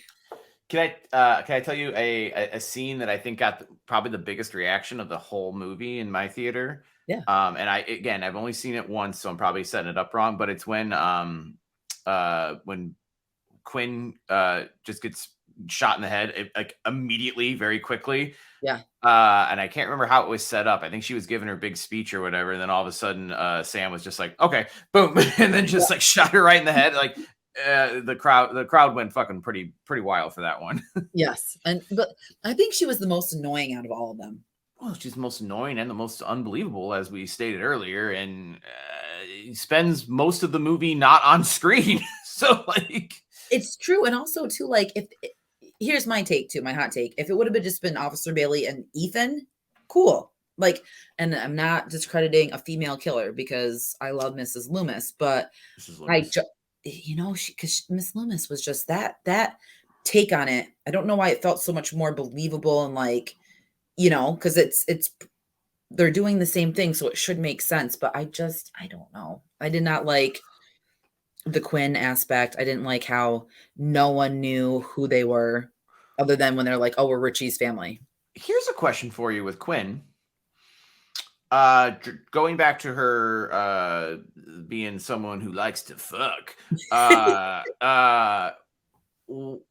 why did she bring a guy to fuck the night she knew she was going to attack? That just gave them one extra person that they had to chop up for no reason, like, whatsoever. And obviously he wasn't attached to this, so she's just like, yeah, we need an extra body, like you know what I mean? Like I'm just like she's just adding more complications to their already complicated fucking plan. And they could have just avoided that and had her just been at home in her room doing homework or doing something, and then having Ghostface, come in.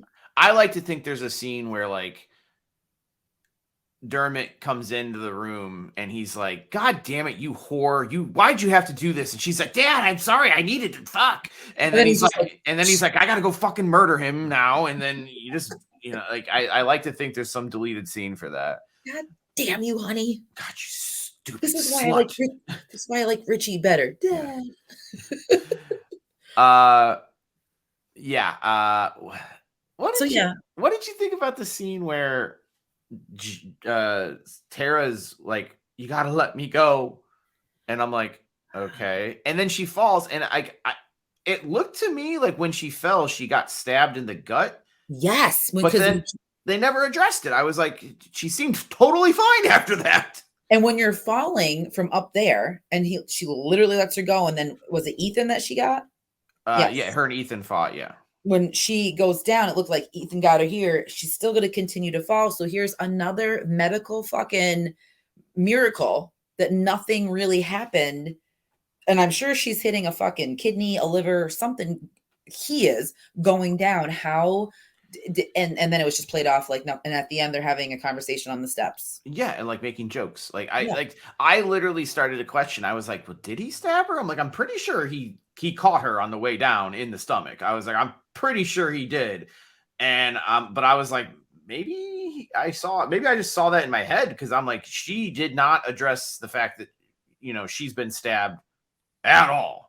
But then again, like, it's Tara who fucking had the knife in the hand in the first one, and then the fucking 4 stabs in the back, and she fucking lives. So I'd love to know what happens in Woodsboro and how these people have like immunity towards anything. At least in the first one, like, when she got stabbed, she like I hate to use like a wrestling term, but she sold it, like she's like limping and crawling and she's crying and she's, and then for the rest of the movie, she's limping and crawling. And, in this movie, she's just like, she took it like she's the Terminator. She's just like, that's all you got, bitch. A 9-inch blade. Like I could not, with the believability of this movie. I was just like, I can't.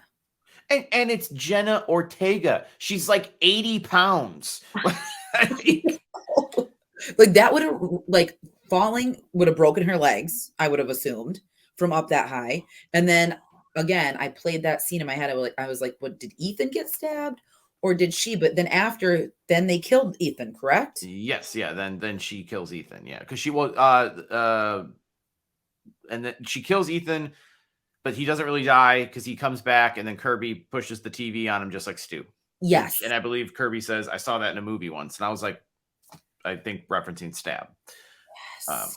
Which I was fine with that part, but I felt like it was going to happen. At that point, I was just like, just keep it going, because I'm already like, I don't know. I enjoyed it, but I did have issues with some of the stuff. And I mean, and then from there, I mean, it's over in the next minute. Like after they kill Dermot Mulrooney, they just cut to them outside. Mindy's magically okay and is out there.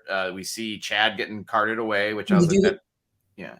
Did you hear the ADR with that? We got a live one here. I'm like, can you not act like this is fucking Dewey? Because this is not. Yeah. And then they have the little tease where Sam stole, or I guess I don't know if she stole, but she kept Billy's mask. Yes. And she's hiding it from Tara, but then she drops it in the street, and then they just walk off into the sunset to go. I have no fucking please, I would hope go to the fucking hospital is where they should go. They just went about their normal lives, because this is just like, it happens, normally for them. But I'm glad that you said that, because that makes me want, the way that she was holding it and trying to hide it, there has to be, well, I take that back. There doesn't have to be a reason why, but there's probably something. And I'm praying that this is a step in the direction of they're going to make them crazy and it's going to be all bets are off and we're going to get like an awesome reveal and something is going to happen. I think next, yeah. I mean, I don't know. Well, overall, okay. Let's do rankings on where we put it in the franchise for us. We've told each other this before, but I feel like for the audience, it would make more sense. You want to go first? Sure. So my ranking is going to stay 1, 2, and 3 in the 1, 2, and 3 spot. 6 is going to take the 4 spot because watchability and the shots very reminiscent of like the old chase scenes and stuff. So I put that right in the middle. Then it's going to go 4 and then it's going to go 5. All right. And then, so mine would go 1, Yep. 2. Yes. I put 5 at 3 because I really like 5. Yep. And I'm going to put 4 below. I'm sorry, 6 below that one. Yep. I still while there's things about 6 I like more, I think 5 ultimately for me was just better storyline wise overall. Like 8, it was more believable. People didn't act like goddamn superheroes. Yeah. People fucking died. Characters died. It made me feel things like for Dewey. And then I'm gonna go 4, and then 3 is my least favorite. See, I think that's so cool for us that this one ranked higher. I mean, well, like not, but like for me was up than what I thought it was going to be, and for you, like just kind of tied in with 5. Like I like how it dropped 1. This is kind of the middle of the franchise for me. Yes, it's everything below it. I kind of consider a bad one. 3 and 4. Yeah. This is kind of like I enjoy it, and then everything above it I really really like. If they would have killed people in this one, and if they would have had maybe Quinn not be in the equation and had it be just the brother and Bailey, or Detective Bailey, then I think,